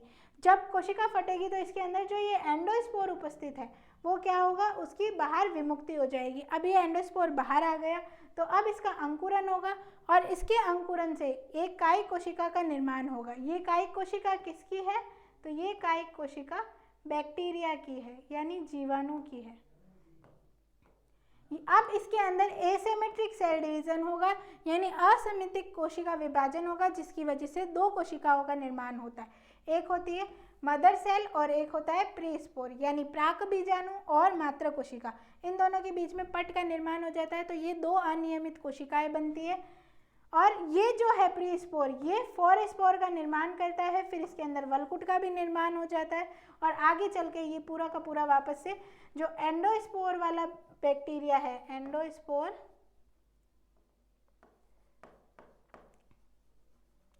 कंटेनिंग बैक्टीरिया बना लेता है। और ये जो एंडोस्पोर साइकिल है ये वापस से कुछ इसी प्रकार से चलती है। तो ये जो सेकंड क्वेश्चन है एंडोस्पोर के बारे में, अंतःबीजाणु के बारे में, जो एक प्रकार का अलैंगिक प्रजनन का तरीका है उसके बारे में हमने पढ़ा। ये जो है पर्नेशन मेथड होता है यानी चीरकालिता विधि होती है, यानी बहुत ही लंबे टाइम तक बैक्टीरिया जो है एंडोस्पोर जो है वो सरवाइव कर सकते हैं। ये चीरकालिक अंग की तरह काम करता है और जब भी फेवरेबल कंडीशन आती है, अनुकूल परिस्थितियाँ आती है, ये अंकुरन होकर नया बीजाणु बना लेते, नया जो है बैक्टीरिया जीवाणु वो उसको बना लेते हैं। तो ये जो है अंतःबीजाणु तरीका, एंडोस्पोरियल बैक्टीरियल रिप्रोडक्शन, जो अलैंगिक प्रजनन का तरीका है, एसेक्सुअल रिप्रोडक्शन ऑफ बैक्टीरिया है, उसके बारे में हमने देखा। तो इसी प्रकार से आपको इस हमारे जो जितने भी सारे नोट्स हैं हिंदी और इंग्लिश मीडियम के अंदर वो ऐप पे प्रोवाइड करवाए जाते हैं। व उसके अलावा आपके सारे ही जो एकेडमिक रिलेटेड जो प्रॉब्लम्स रहती है उनका सॉल्यूशन हम आपको प्रोवाइड करवाते हैं। तो अब नेक्स्ट क्वेश्चन आता है आप लोगों के पास कि methods of plant disease control, यानी पादप रोग नियंत्रण के जो तरीके होते हैं उसके बारे में बताइए। तो ये one of the most important question है। इसके अंदर अगर हम देखें कि पादप रोग नियंत्रण क्यों करा जाता है, तो सबसे पहले तो हम इसका प्राइम ऑब्जेक्ट देखते हैं, मुख्य उद्देश्य देखते हैं। तो इसका मतलब क्या है, ये इसलिए करा जाता है कि रोगजनकों द्वारा, यानी जो इन्फेक्शियस एजेंट होते हैं, पैथोजेंस होते हैं, उनके द्वारा फसल जो होती है हमारी उसको खराब कर दिया जाता है। उसकी गुणवत्ता और आर्थिक नुकसान जो होता है हमारा, उसको रोकने के लिए प्लांट डिजीज कंट्रोल यानी पादप रोग नियंत्रण की विधि को अपनाया गया है। इसका जो जनरल द कंट्रोल मेजर होता है, एम्ड करता है कि saving the population rather than the individual plant, यानी जो संपूर्ण पादप का समूह है उसको बचाया जाए, ना कि एक व्यक्तिगत पादप के ऊपर फोकस करा जाता है इसके अंदर।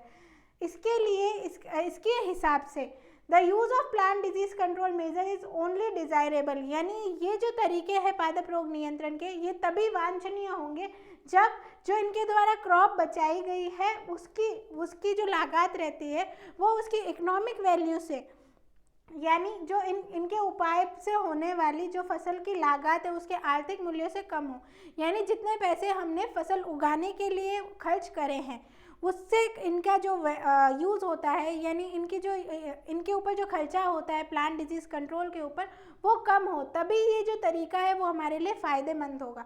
अगर ऐसा हो कि हमने प्लांट जो उगाए हैं, फसल जो उगाई है उसके ऊपर बहुत ज़्यादा पैसा खर्च कर दिया है और हमारे ये डिजीज़ कंट्रोल मेथड अपनाने के बाद भी हमें उतना प्रॉफिट उससे ना मिल पाए, तो हमारे लिए ये जो तरीका है वो हानिकारक होगा, फ़ायदेमंद नहीं हो पाएगा।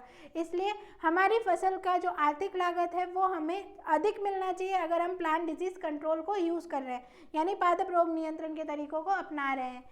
अगर हम प्रकृति के अंदर देखें तो विभिन्न प्रकार के रोगजनक मौजूद होते हैं और इस तरीके से इनका पूर्ण उन्मूलन यानी कंप्लीट इरेडिकेशन की अगर हम बात करें तो वो पॉसिबल नहीं है। इसलिए डिजीज़ कंट्रोल प्रोग्राम को यानी रोग नियंत्रण कार्यक्रम को कुछ इस तरह चलाया जाता है कि एक रोग नियंत्रण का तरीका काफ़ी सारे रोग नियंत्रण के तरीकों को साइमल्टेनियसली कंट्रोल करे। तो वेरियस मेथड्स जो रहते हैं, यानी बहुत सारे विभिन्न तरीके जो है पादप रोग नियंत्रण के उनको अपनाया गया है। जैसे जो मुख्य 3 तरीके हैं जो है प्रोफाइलेटिक मेजर यानी रोग निरोधन के तरीके, यानी रोग प्रिवेंट करने के यानी निरोधित करने के तरीके। उसके अलावा दूसरा आता है क्यूरेटिव मेजर्स और तीसरा आता है बायोलॉजिकल मेजर्स, यानी रोग हरण एवं उपचार के तरीके की रोग हो गया तो उसके बाद उसका आप कैसे उपचार करें, कैसे उसको हरण करें उसके तरीके। और थर्ड आता है जैविक उपचार यानी बायोलॉजिकल मेजर्स। तो सबसे पहले हम पढ़ने वाले हैं प्रोफाइलेटिक मेजर्स यानी रोग निरोधन के तरीके। तो इसके अंदर क्या होता है, इसके अंदर जो है प्रिवेंशन यानी रोग निरोधन उपाय जो है वो निवारक होते हैं, प्रिवेंटिव होते हैं। इसके अलावा इसके अंदर इंक्लूड करा जाता है प्रोटेक्शन ऑफ होस्ट, यानी परपोषी को जो है परपोषी का संरक्षण करा जाता है from exposure to the pathogen from the infection, यानी रोगजनक जो है उसके अंदर संक्रमित ना हो, उसके द्वारा जो है पादप के अंदर रोग ना फैले, उसके लिए उस पादप को संरक्षित करा जाता है। इसके लिए कुछ प्रोफाइलेटिक मेजर्स जो है हमने अपना रखे हैं, यानी रोग निरोधन के तरीके हमने अपना रखे हैं, जिसमें पहला आता है क्वारंटाइन यानी संरोध। तो क्वारंटाइन आप लोगों ने सुना होगा कोरोना टाइम के अंदर, जब हम लोगों को बोला जाता था कि अगर ये किसी इन्फेक्टेड पर्सन यानी कोरोना वाले पर्सन के पास गया है तो इस इंसान को या बाहर से जो चीज़ आए गया है उस चीज़ को क्या करना पड़ेगा, हमें क्वारंटाइन करना पड़ेगा, कुछ टाइम तक अलग कर रखना पड़ेगा, उसकी जांच करी जानी पड़ेगी कि उसमें कोई भी जो रोग कारक है वो उपस्थित ना हो। तो उस तरीके को हम क्वारंटाइन कहते हैं यानी संरोध कहते हैं। तो ये क्या है, एक लीगल रेस्ट्रिक्शन है, यानी कानूनी प्रतिबंध है जो नेशनल और इंटरनेशनल यानी राष्ट्रीय और अंतर्राष्ट्रीय स्तर पर लेवल पर लगाया जाता है। किस चीज़ों पर, प्रवर्धन सामग्री पर यानी प्रोपोगेशन मटेरियल पर। जैसे अब प्रवर्धन सामग्री के अंदर क्या क्या आते हैं, बीज, ट्यूबर्स यानी कंद, उसके अलावा मूल आदि जो भी प्रवर्धन सामग्री होती है वो उनके ऊपर प्रतिबंध लगाया गया है। उनको पहले चेक करा जाता है और उसके बाद ही उसको यूज़ करा जाता है। It is done to prevent spread of disease, यानी ये जो है किस लिए करा जाता है, ताकि रोग फैले ना। अब इसके लिए एक जो एक्ट है जो 1912 के अंदर यूएसए में सबसे पहले पास हुआ था, जो है destructive insect and paste act, यानी कीटनाशक जीवनाशक अधिनियम, जो 1914 के अंदर भारत के अंदर पास हुआ था। 1914 में इंडिया में ये लगाया गया था।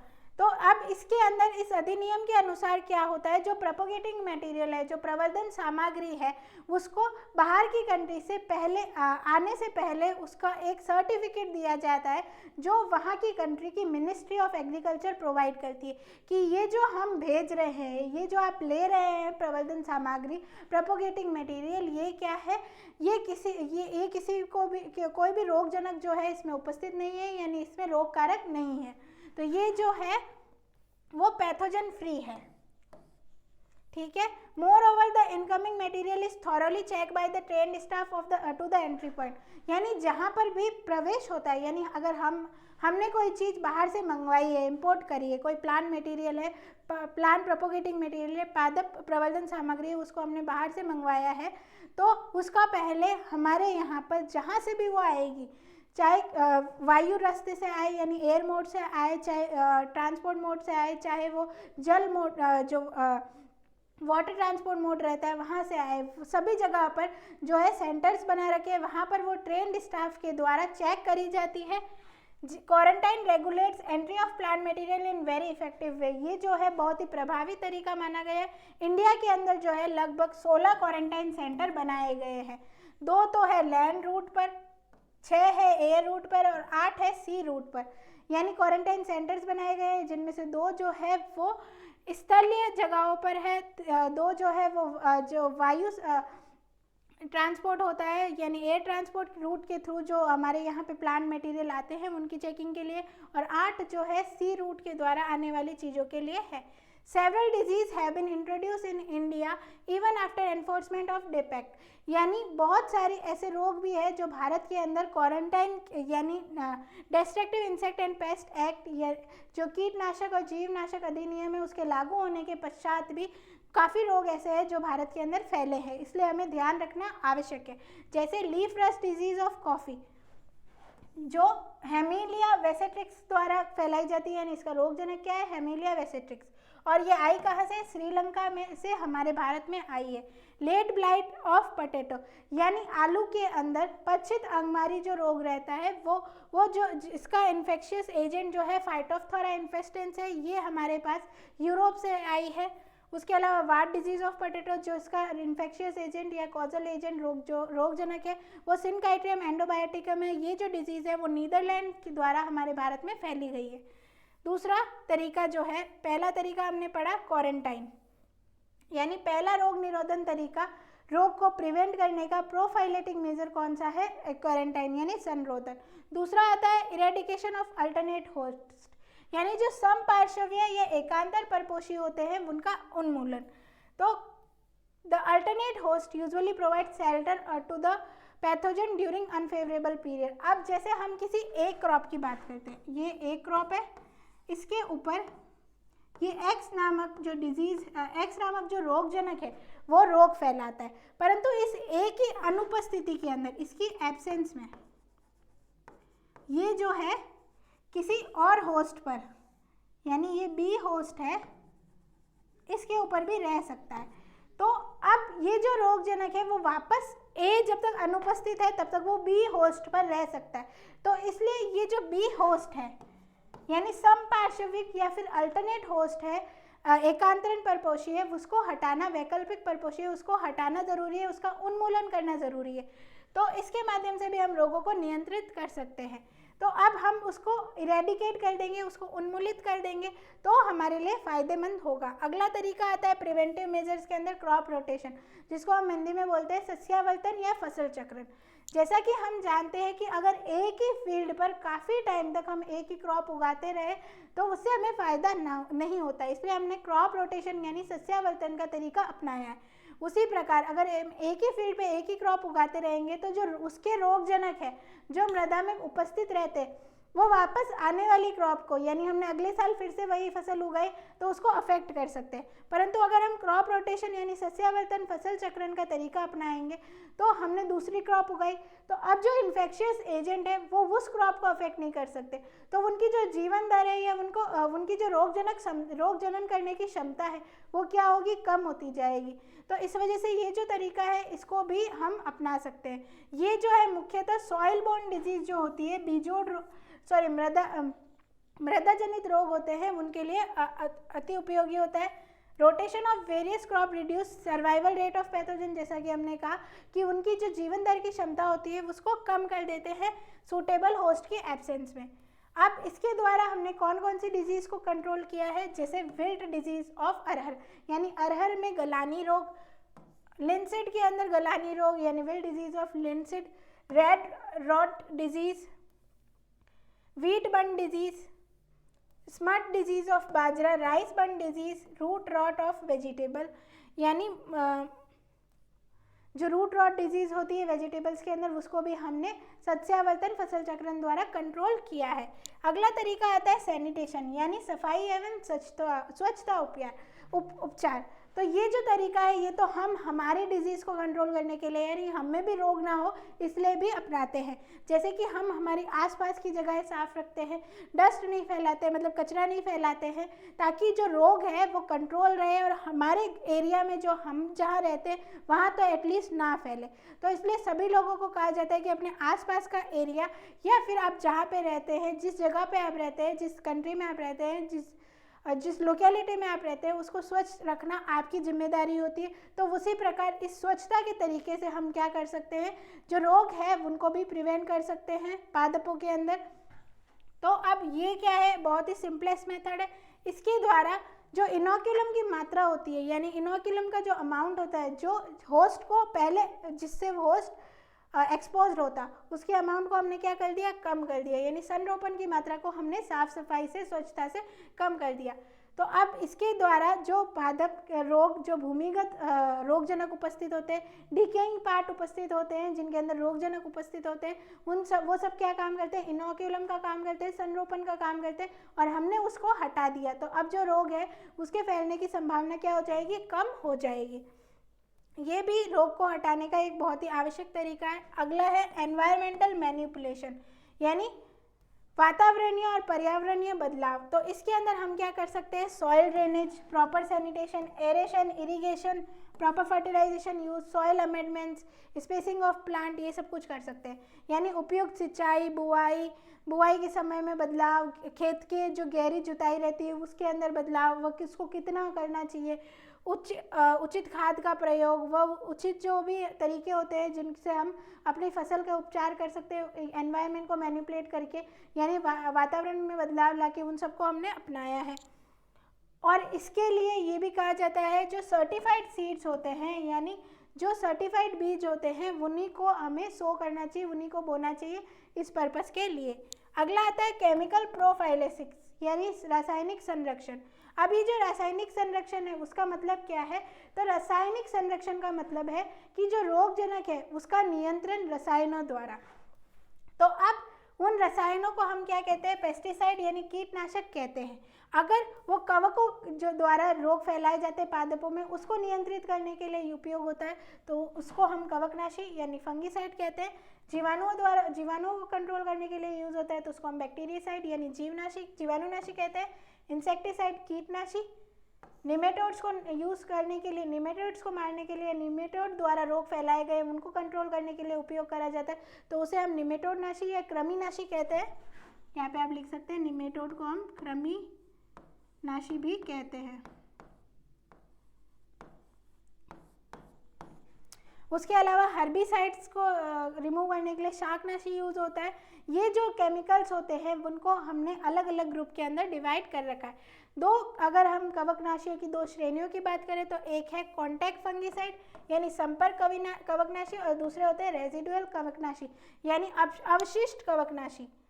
तो संपर्क कवकनाशी की यानी कॉन्टैक्ट फंगीसाइड की अगर हम बात करें तो ये जो है पैथोजेनिक फंगस जो रहती है यानी रोगजनक जो कवक रहती है उसके सीधे प्रत्यक्ष रूप से उसके संपर्क में आने पर काम करता है। अब वो बिफोर और आफ्टर इन्फेक्शन भी हो सकता है यानी रोग फैलने के पश्चात भी इनका उपयोग हो सकता है व रोग फैलने से पहले भी इनका उपयोग हो सकता है। जैसे ही जो रोगजनक कवक है इनके संपर्क में आएगी, सीधे संपर्क में आएगी, ये जो है उनका खात्मा कर देंगे। दूसरा होता है रेजिडुअल फंगीसाइड यानी अवशिष्ट कवकनाशी। अब ये जो फंगीसाइड है ये इन्फेक्शन से पहले यानी रोग उत्पन्न होने से पहले इनका उपयोग करा जाता है।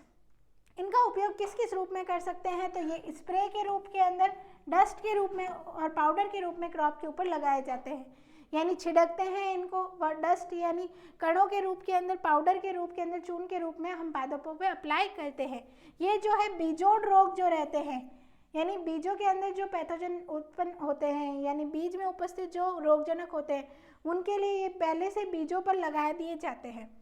The powdery fungicide is either thoroughly mix यानी जो पाउडर के रूप के अंदर जो कवकनाशी होते हैं उनको बीजों के साथ मिक्स कर लिया जाता है with seed before they are bagged और स्टोर्ड। पहले से जब हम उसको स्टोर करके रखते हैं उसके अलावा उनको हम उस कवकनाशी के अंदर बीजों को थोड़ी देर सोख दिया जाता है और इसका भी अलग अलग टाइम रहता है। Root pathogen are usually control by soil application of fungicide यानी मूल के अंदर कोई रोगजनक उपस्थित है तो उसके हम सॉइल एप्लीकेशन यानी मृदा में उपचार करना पड़ेगा, मृदा में कवकनाशी को डालना पड़ेगा तब जाके उसका उपचार होगा। अब केमिकल नेचर के ऊपर, किसके ऊपर? रासायनिक प्रकृति के ऊपर फंगीसाइड को अलग अलग आधारों पर अलग अलग तरीकों में बांटा गया है जिसमें आते हैं इनऑर्गेनिक फंगीसाइड यानी अकार्बनिक यौगिक, ऑर्गेनिक कंपाउंड्स यानी कार्बनिक यौगिक, हेट्रोसिलिक नाइट्रोजन कंपाउंड यानी हेट्रोसिलिक नाइट्रोजन यौगिक, बेंजीन कंपाउंड, सिस्टमैटिक फंगीसाइड यानी सर्वांगी कवकनाशी, क्यूनॉन क्लोरेनिल यानी क्यूनॉन्स क्लोरेनिल कंपाउंड्स। अब कंट्रोल करने के लिए, बैक्टीरिया को कंट्रोल करने के लिए हम इसके अलावा प्रतिजैविकों का इस्तेमाल करते हैं यानी एंटीबायोटिक्स का यूज़ करते हैं। अब इनऑर्गेनिक कंपाउंड्स की अगर हम देखें, अकार्बनिक यौगिकों के अंदर बात करें तो सबसे पहले आता है बॉडी एक्स मिक्सचर। अब बॉडी एक्स मिक्सचर क्या होता है? तो ये एक मिश्रण है किसका? कॉपर सल्फेट का, लाइम का और वाटर का यानी कॉपर सल्फेट, लाइम, चूना और जल जो है वो एक अनुपात में मिक्स किए जाते हैं। अब ये अनुपात रहता है 10:10:100 या फिर 10:6:100। इस रेशियो के अंदर इन तीनों को मिक्स किया जाता है और बॉडी एक्स मिक्सचर का प्रिपरेशन कराया जाता है। ये जो है इसका प्रिपरेशन हम CuSO4 कॉपर सल्फेट का जो सॉल्यूशन है उसको लाइमस्टोन सॉल्यूशन के साथ बनाकर भी मिक्स कर भी बना सकते हैं। ये जो मिक्सचर है बनाने के तुरंत ही पश्चात इसका उपयोग करना पड़ता है। अब ये स्पेसिफिक किसके लिए यानी इसका इस्तेमाल किसके लिए होता है? तो डाउनी मिल्ड्यू रोग, ब्लाइट डिजीज, एंथ्रेक्नोज रोग, व्हाइट रस्ट डिजीज, ये कुछ रोग हैं जिनके अगेंस्ट बॉडी एक्स मिक्सचर का इस्तेमाल होता है। अगला है बरगंडी मिक्सचर। ये जो है बॉडी एक्स मिक्सचर का ही संशोधित रूप है यानी मॉडिफाइड रूप है। तो अब इसके अंदर क्या होता है? वॉशिंग सोडा का इस्तेमाल होता है किसकी जगह पर? लाइम की जगह पर। जो हमने बॉडी एक्स मिक्सचर के अंदर लाइम का प्रयोग किया था उसकी जगह यहाँ पर वॉशिंग सोडा का इस्तेमाल होता है। ये जो है कम फाइटोटॉक्सिक होता है उसके अलावा ये it is use safely on tender leaves, यानी जो पर्निल होते हैं उनके ऊपर इसका इस्तेमाल किया जाता है। अब इसका किस रोग के अगेंस्ट ये जो है विशिष्ट रूप से उपयोग होता है, तो ये जो लीफ ब्लाइट रोग होते हैं यानी पर्ण अंगमारी जो रोग रहते हैं या उससे जुड़े हुए कुछ रोग होते हैं, उनके लिए हम बरगंडी मिक्सचर का इस्तेमाल करते हैं। अगला आता है चेस्टनट कंपाउंड यानी चेस्टनट यौगिक। अब ये क्या होता है, ये भी एक मिक्सचर है किसका, CuSO4 और अमोनियम कार्बोनेट का। कितने अनुपात के अंदर, 2:1 के अंदर, यानी 2 जो है CuSO4 का अमाउंट है और 1 जो है अमोनियम कार्बोनेट का अमाउंट है। तो इसको जो है मिक्स करके चेस्टनट कंपाउंड का निर्माण किया जाता है। ये जो है डैम्पिंग ऑफ डिजीज जो रहती है उनको कंट्रोल करने के लिए उपयोग किया जाता है। अब डैम्पिंग ऑफ चिली जो है एक बीमारी है, उसके लिए हम चेस्टनट मिक्सर का या चेस्टनट कंपाउंड का उपयोग कर सकते हैं। अगला है मर्क्यूरी और मर्क्यूरस क्लोराइड। अब ये जो है डाइल्यूट सॉल्यूशन होते हैं, जैसे 1:1000 जो है इनका डाइल्यूशन रहता है। एक जो है उसकी जगह पे मर्क्यूरी के कंपाउंड्स उपस्थित होते हैं और 1000 जो है उसकी जगह पे हम जल उसमें मिश्रित करते हैं। अब यहाँ पे कौन कौन से उपयोग कर सकते हैं, तो मर्क्यूरी क्लोराइड का हम उपयोग कर सकते हैं HgCl2 और मर्क्यूरस क्लोराइड यानी Hg2Cl2, इसका इस्तेमाल हम कर सकते हैं मर्क्यूरी के यौगिकों के रूप के अंदर। ये जो है फंगल डिजीज़ के अगेंस्ट बहुत ही इफेक्टिव माना जाता है।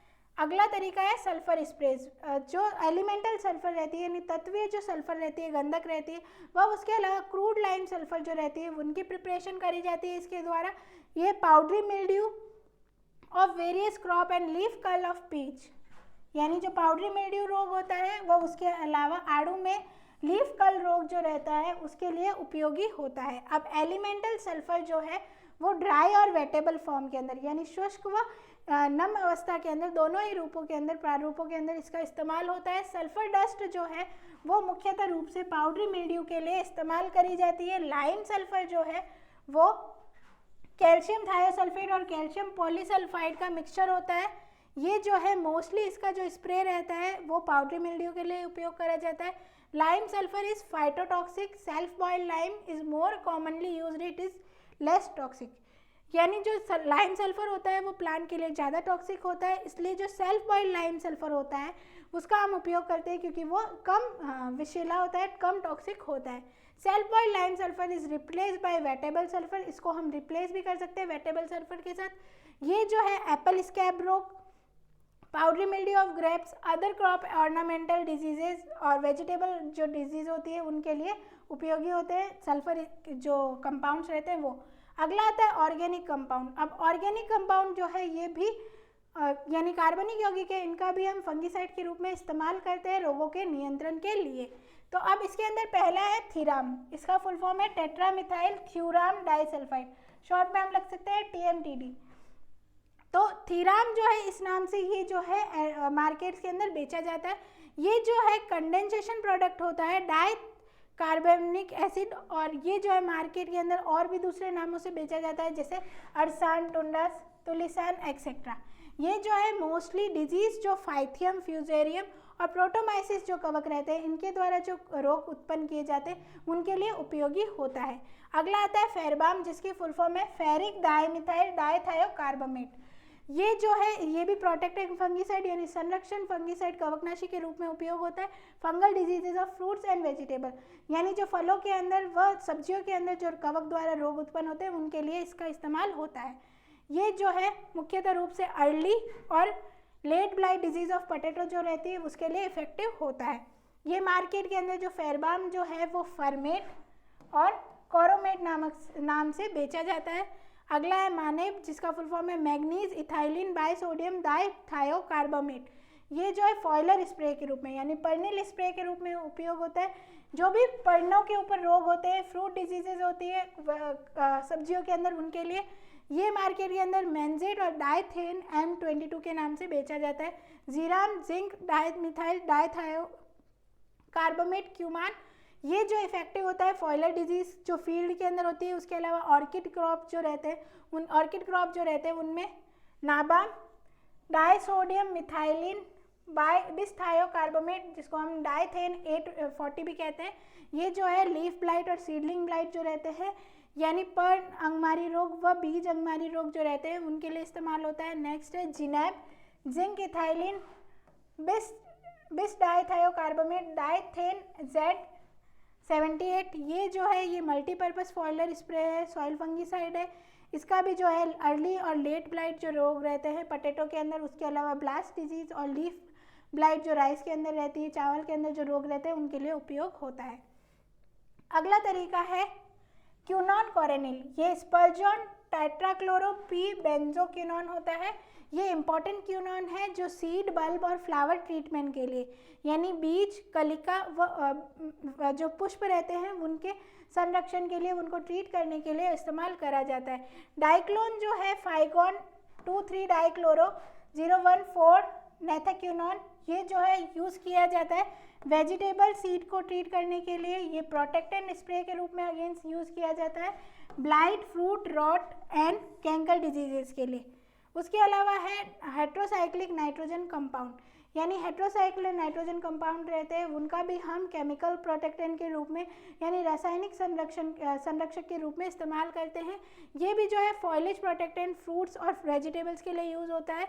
इसके अंदर कैप्टान, जिसका एन ट्राइक्लोरोमिथाइल थायोफोर साइक्लोहेक्सिन L2 डाइकार्बोक्सीमाइड होता है।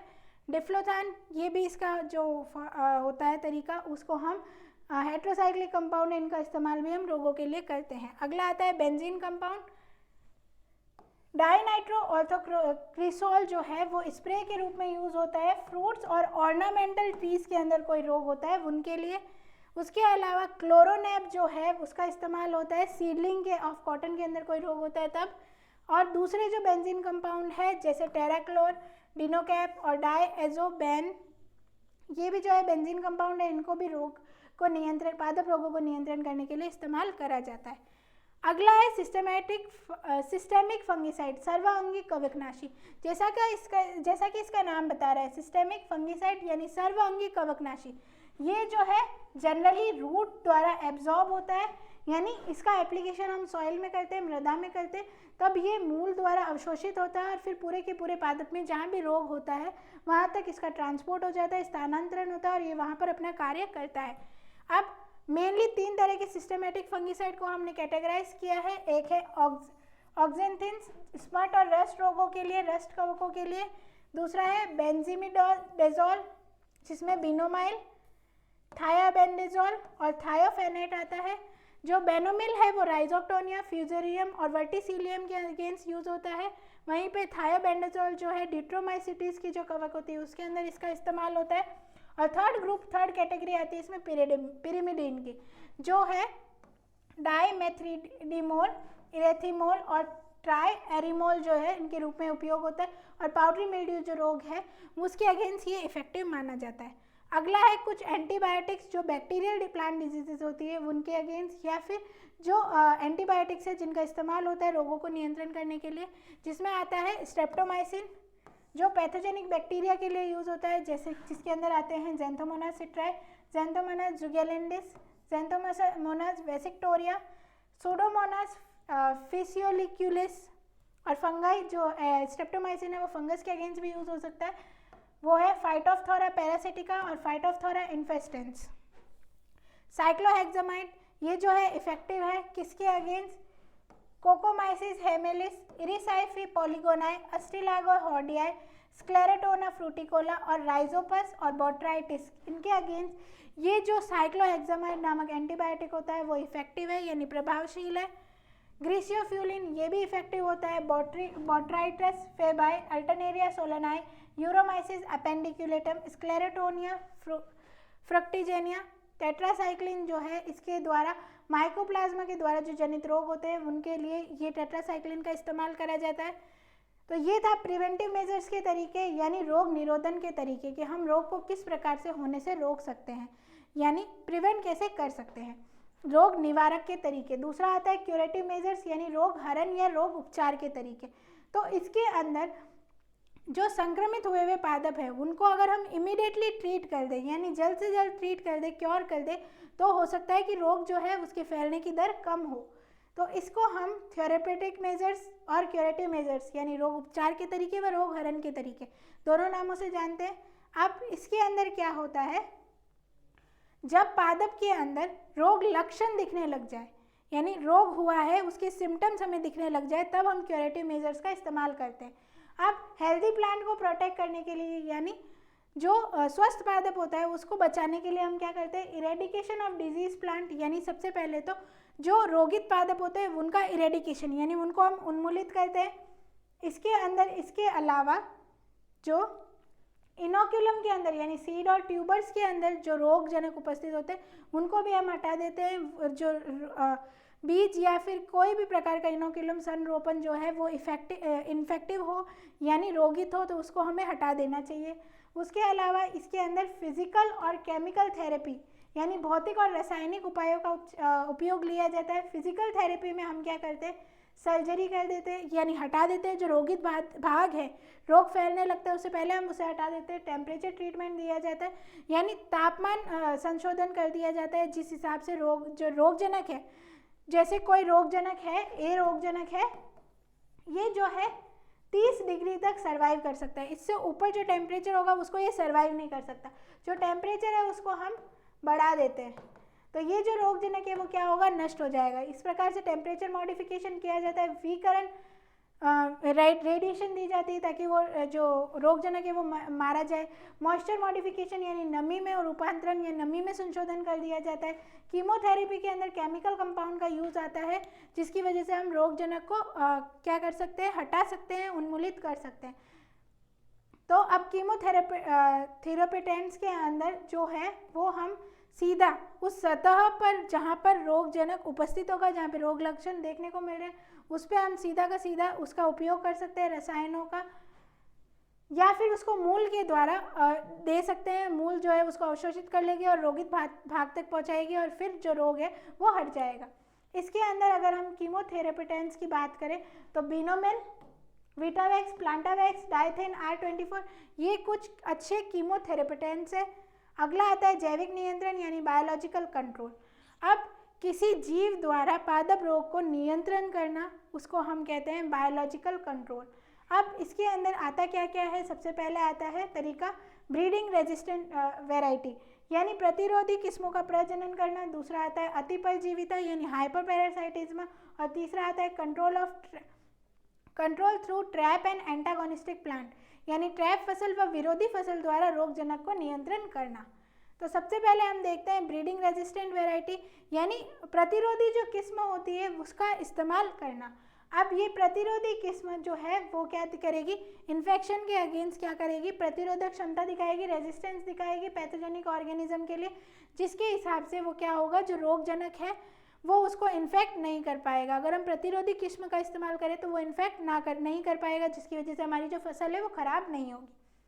इसको हम दर्दविहीन या दर्द रहित विधि कहते हैं यानी पेनलेस मेथड कहते हैं, क्योंकि इसके अंदर किसी भी प्रकार का कोई नुकसान नहीं होता। हमें सिर्फ क्या करना है, जो रेजिस्टेंट वैरायटी है यानी जो प्रतिरोधी किस्म है उसके बीजों को इस्तेमाल करना है। इसकी वजह से high yielding resistant variety develop की है, किससे, ब्रीडिंग टेक्निक से यानी प्रजनन तरीकों से हमने उन्नत या फिर प्रगत उपज देने वाली प्रतिरोधी किस्मों को बनाया है। कुछ इकोनॉमिकली इम्पोर्टेंट यानी आर्थिक रूप से महत्वपूर्ण प्रजातियों के अगर हम उदाहरण देखें, जैसे रस्ट रेजिस्टेंट वैरायटी यानी कीट प्रतिरोधी किस्म, तो उसमें है लर्मा रोगो 64A, कल्याण सोना, HD 1918 Pratap, HD 2009 Arjun, UP 262, JNK 4W184, ये जो है रस्ट रेजिस्टेंट वैरायटी यानी कीट प्रतिरोधी किस्म है किसकी, गेहूं की। उसके अलावा स्मट रेजिस्टेंट वैरायटी यानी स्मट प्रतिरोधी किस्मों की अगर हम बात करें तो NP4, NP710, NP770, ये जो है इनका ये जो वैरायटीज़ है ये स्मट प्रतिरोधी होती है।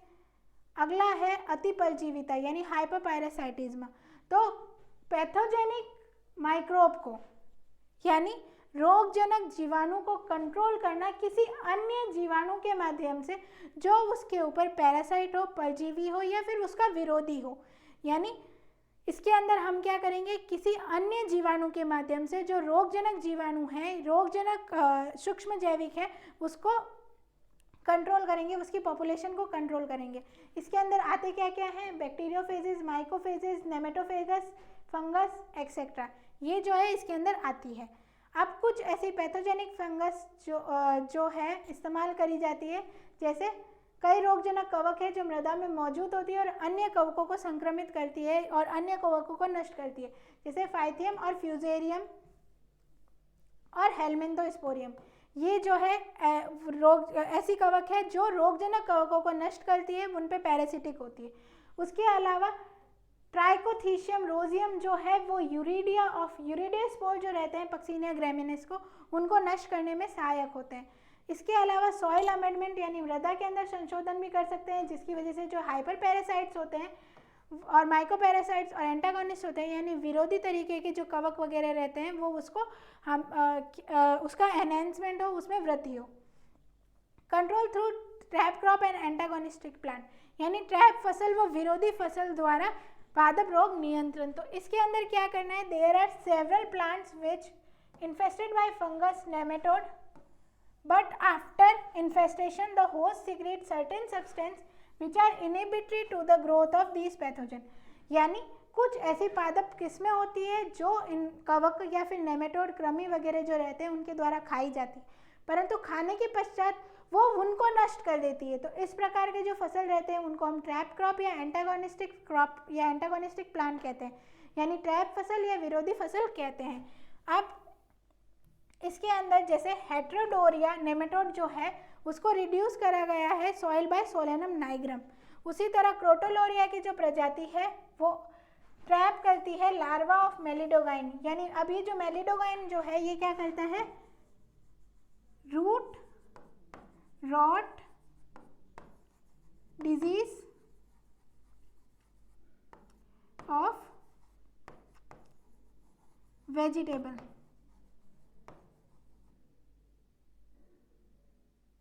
यानी जो सब्जियों के अंदर मूलगांठ रोग होता है उसको फैलाता है कौन, मेलिडोगाइन। तो इसके जो संख्या रहती है इसको कंट्रोल करने के लिए जो क्रोटोलेरिया प्रजाति है पादप की उसका इस्तेमाल करा जाता है। The population of several pathogenic microorganism can be reduce in this way by rotation of trap crop. यानी अब हम क्या करें कि ट्रैप क्रॉप यानी ट्रैप फसल को उगाकर इनकी पॉपुलेशन को कंट्रोल कर सकते हैं जो रोग फैलाते हैं। तो ये था डिजीज कंट्रोल के तरीके यानी पादप रोग नियंत्रण के तरीके कि पादप रोग नियंत्रण किस विधि द्वारा होता है। तो इसमें 3 तरीके आते हैं, रोग निरोधन के तरीके यानी प्रोफाइलेटिक मेजर्स, क्यूरेटिव मेजर्स यानी रोग उपचार व रोग हरण के तरीके, और थर्ड आता है बायोलॉजिकल मेजर्स यानी जैविक उपचार के तरीके। इन तीनों को हमने डिस्कस किया। ये तीनों अकेले भी पूछे जा सकते हैं, जैसे प्रिवेंटिव मेजर्स के बारे में बताओ, क्यूरेटिव मेजर्स के बारे में बताओ प्लांट प्रोटेक्शन के, या फिर बायोलॉजिकल मेजर्स के बारे में बताओ, पर हमने यहाँ पर इन तीनों को एक साथ डिस्कस किया है। तो जैसा आप अभी तक सब लोग देख सकते हैं कि आपके यहाँ पर हिंदी और इंग्लिश दोनों मीडियम में नोट्स प्रोवाइड करवाए गए हैं, उसी तरीके से हम आपको ऐप पर पढ़ाते हैं और आपको नोट्स भी लिखवाते हैं। तो अब हम नेक्स्ट क्वेश्चन देखें सिट्रस कैंकर डिजीज़ के बारे में, यानी सिट्रस कैंकर जो रोग रहता है वो उसके बारे में हमें नोट लिखना है। तो सबसे पहले तो आप लोगों ने देखा होगा कि कभी आप लोग नींबू लेकर आते हैं तो उसके ऊपर बीज के अंदर कुछ इस प्रकार के brown brown spots type structures दिखते हैं, वही होता है कैंकर रोग। अब ये डिजीज़ जो है कहाँ पर ओरिजिनेट हुई थी, इसकी उत्पत्ति इंडिया के अंदर हुई थी या जावा प्रांत के अंदर हुई थी, और फिर दूसरे प्रांतों के अंदर दूसरे कंट्रीज़ के अंदर इसको देखा गया। परंतु ये जो है खतरनाक रोग कहाँ का है, तो इंडिया, चाइना, जापान, जावा जगह जो है वहाँ पर ये जो रोग है सबसे अधिक फैला जाता है। ये जो है सभी जगह पे जहाँ पर भी सिट्रस की खेती होती है या सिट्रस ग्रोइंग एरिया जो है वहाँ पर ये रोग पाया जाता है। ये एपीफाइटोटिक डिजीज़ है यानी पादप रोग महामारी है और इसी के रूप में ये फैलता है, और ये जो है जीवाणुजनित रोग है यानी बैक्टीरियल ओरिजिनेटिंग डिजीज़ है, बैक्टीरियल डिजीज़ है, यानी ये बैक्टीरिया के माध्यम से फैलाई जाती है। अब इसके रोग लक्षण देखें कि अगर सिट्रस कैंकर रोग हुआ है ये हमें किसके आधार पर पता चलेगा, तो ये सिम्टम्स के आधार पर पता चलेगा, लक्षणों के आधार पर पता चलेगा। अब ये लक्षण कौन कौन से लक्षण होते हैं, तो it affects all above ground parts, यानी सभी जो भूमि के ऊपर वाले भाग रहते हैं, वायवीय भाग रहते हैं पादप के, वो सभी अफेक्ट होते हैं। But leaves, twigs, thorns and fruits are most susceptible, यानी पत्तियाँ, टहनियाँ, फल, कांटे इसके जो रहते हैं पादप के वायवीय भाग के वो सबसे अधिक संवेदनशील होते हैं इस रोग से। The lesion on leaf appear as small round raised water soaked brown translucent spot, यानी सबसे पहले परपोषी पादप की जो पत्तियां होती है उसके ऊपर छोटे छोटे गोलाकार वाटर सोक्ड यानी जलाशक्त अल्प पारदर्शी विक्षत के रूप में ये जो डिजीज है इसका सिम्टम देखने को मिलता है। जैसे आप देख सकते हैं कि ये जो है नींबू के प्लांट की लीफ लगा रखी है, इसके ऊपर इस प्रकार का जो स्ट्रक्चर है, ये हेलो स्पॉट जो है या वाटर सॉक स्पॉट जो है, जलाशक्त निक्षेप जो है वो हमें देखने को मिलता है। These spot surrounded by watery yellow hello, यानी ये विक्षत जो रहते हैं, ये जो लीजन्स रहते हैं, ये धब्बे जो रहते हैं वो पीले रंग के प्रभामंडल द्वारा यानी हेलो द्वारा घिरे रहते हैं। In advanced stages of infection, the lesion rupture in center, giving a rough corky crater-like appearance. यानी जब प्रभावी चरण में ये संक्रमण हो जाता है तो विक्षत केंद्र से क्या करते हैं, फट जाते हैं, जिससे जो पर्ण रहते हैं वो खुरदुरे हो जाते हैं और कॉर्की नजर आते हैं, कठोर नजर आते हैं, कठोर संरचना में परिवर्तित हो जाते हैं।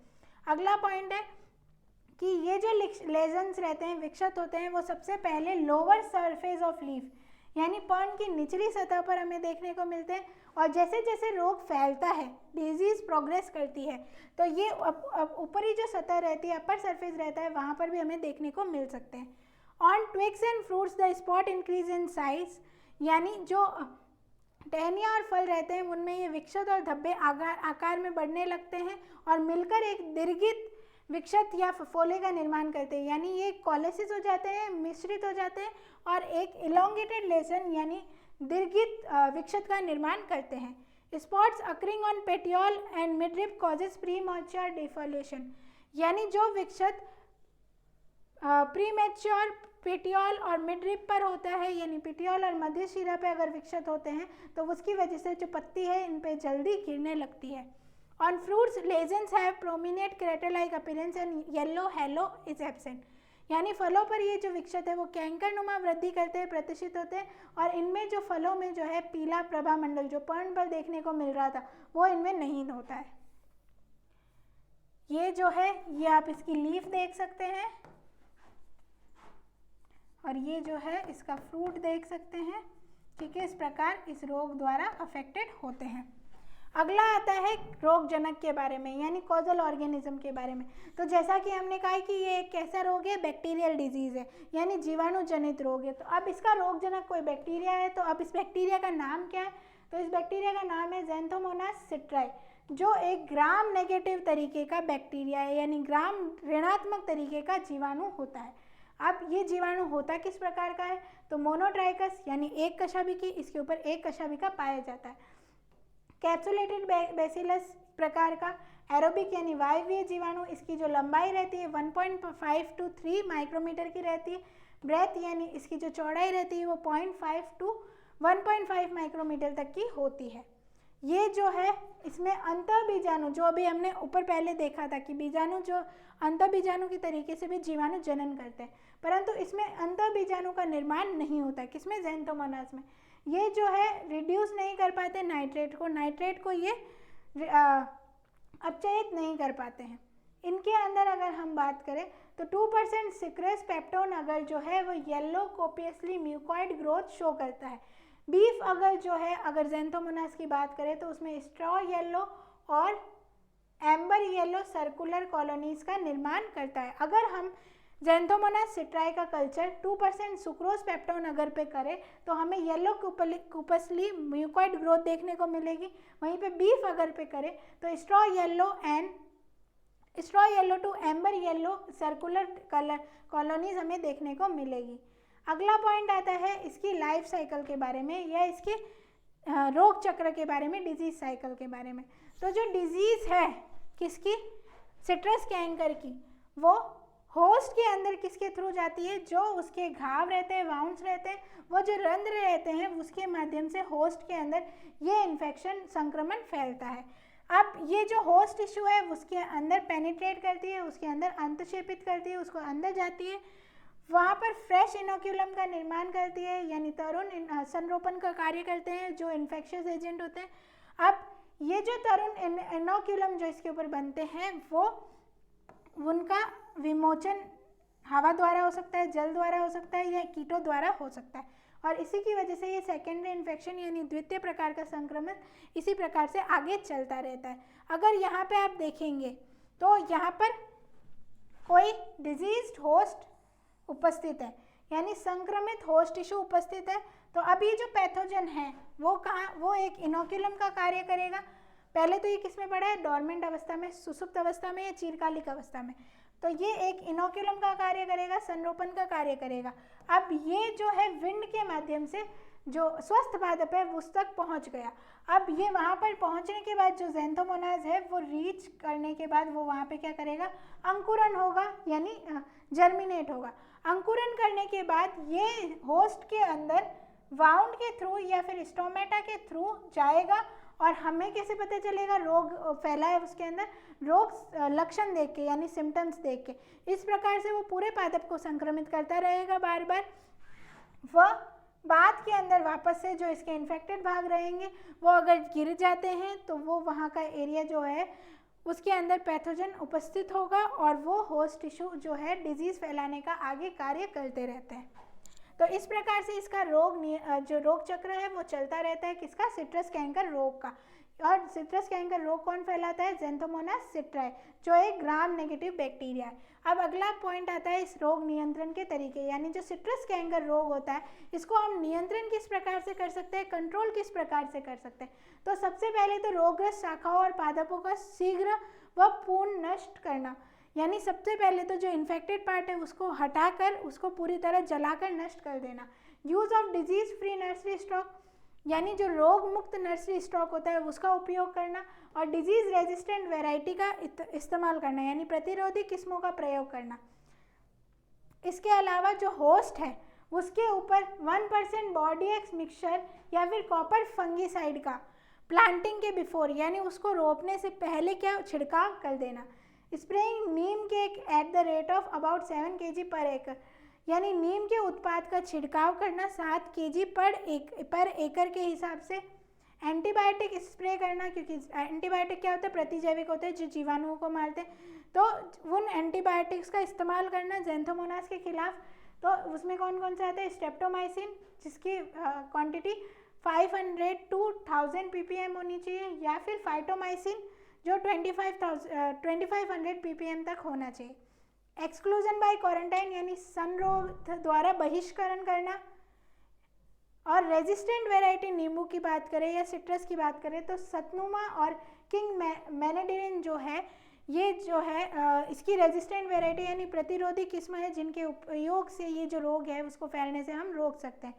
तो ये था सिट्रस कैंकर डिजीज़ के बारे में, यानी जो सिट्रस कैंकर रोग होता है उसके बारे में, जिसमें हमने पहले डिजीज़ हुई कहाँ से उसके बारे में देखा, उसके बाद ये रोगों के लक्षण क्या होते हैं, सिम्टम क्या होते हैं उनके बारे में देखा, ये डिजीज़ जो है किसके द्वारा कॉज होती है, कॉजल एजेंट के बारे में देखा, डिजीज़ साइकिल यानी रोग चक्र के बारे में बात की, और फिर अंत के अंदर डिजीज़ को नियंत्रण कैसे करते हैं सिट्रस कैंकर को, यानी रोग नियंत्रण किस प्रकार किया जाता है उसके बारे में हमने देखा। इसी तरीके से कोई भी रोग आपसे पूछा जाए तो उसके बारे में आपको इन्हीं सब पॉइंट्स को बताना होता है। तो आज का जो लेक्चर है वो यहीं पे ख़त्म होता है। होप आप लोगों को समझ में आया होगा और ये आप लोगों के लिए हेल्पफुल रहेगा। Thank you.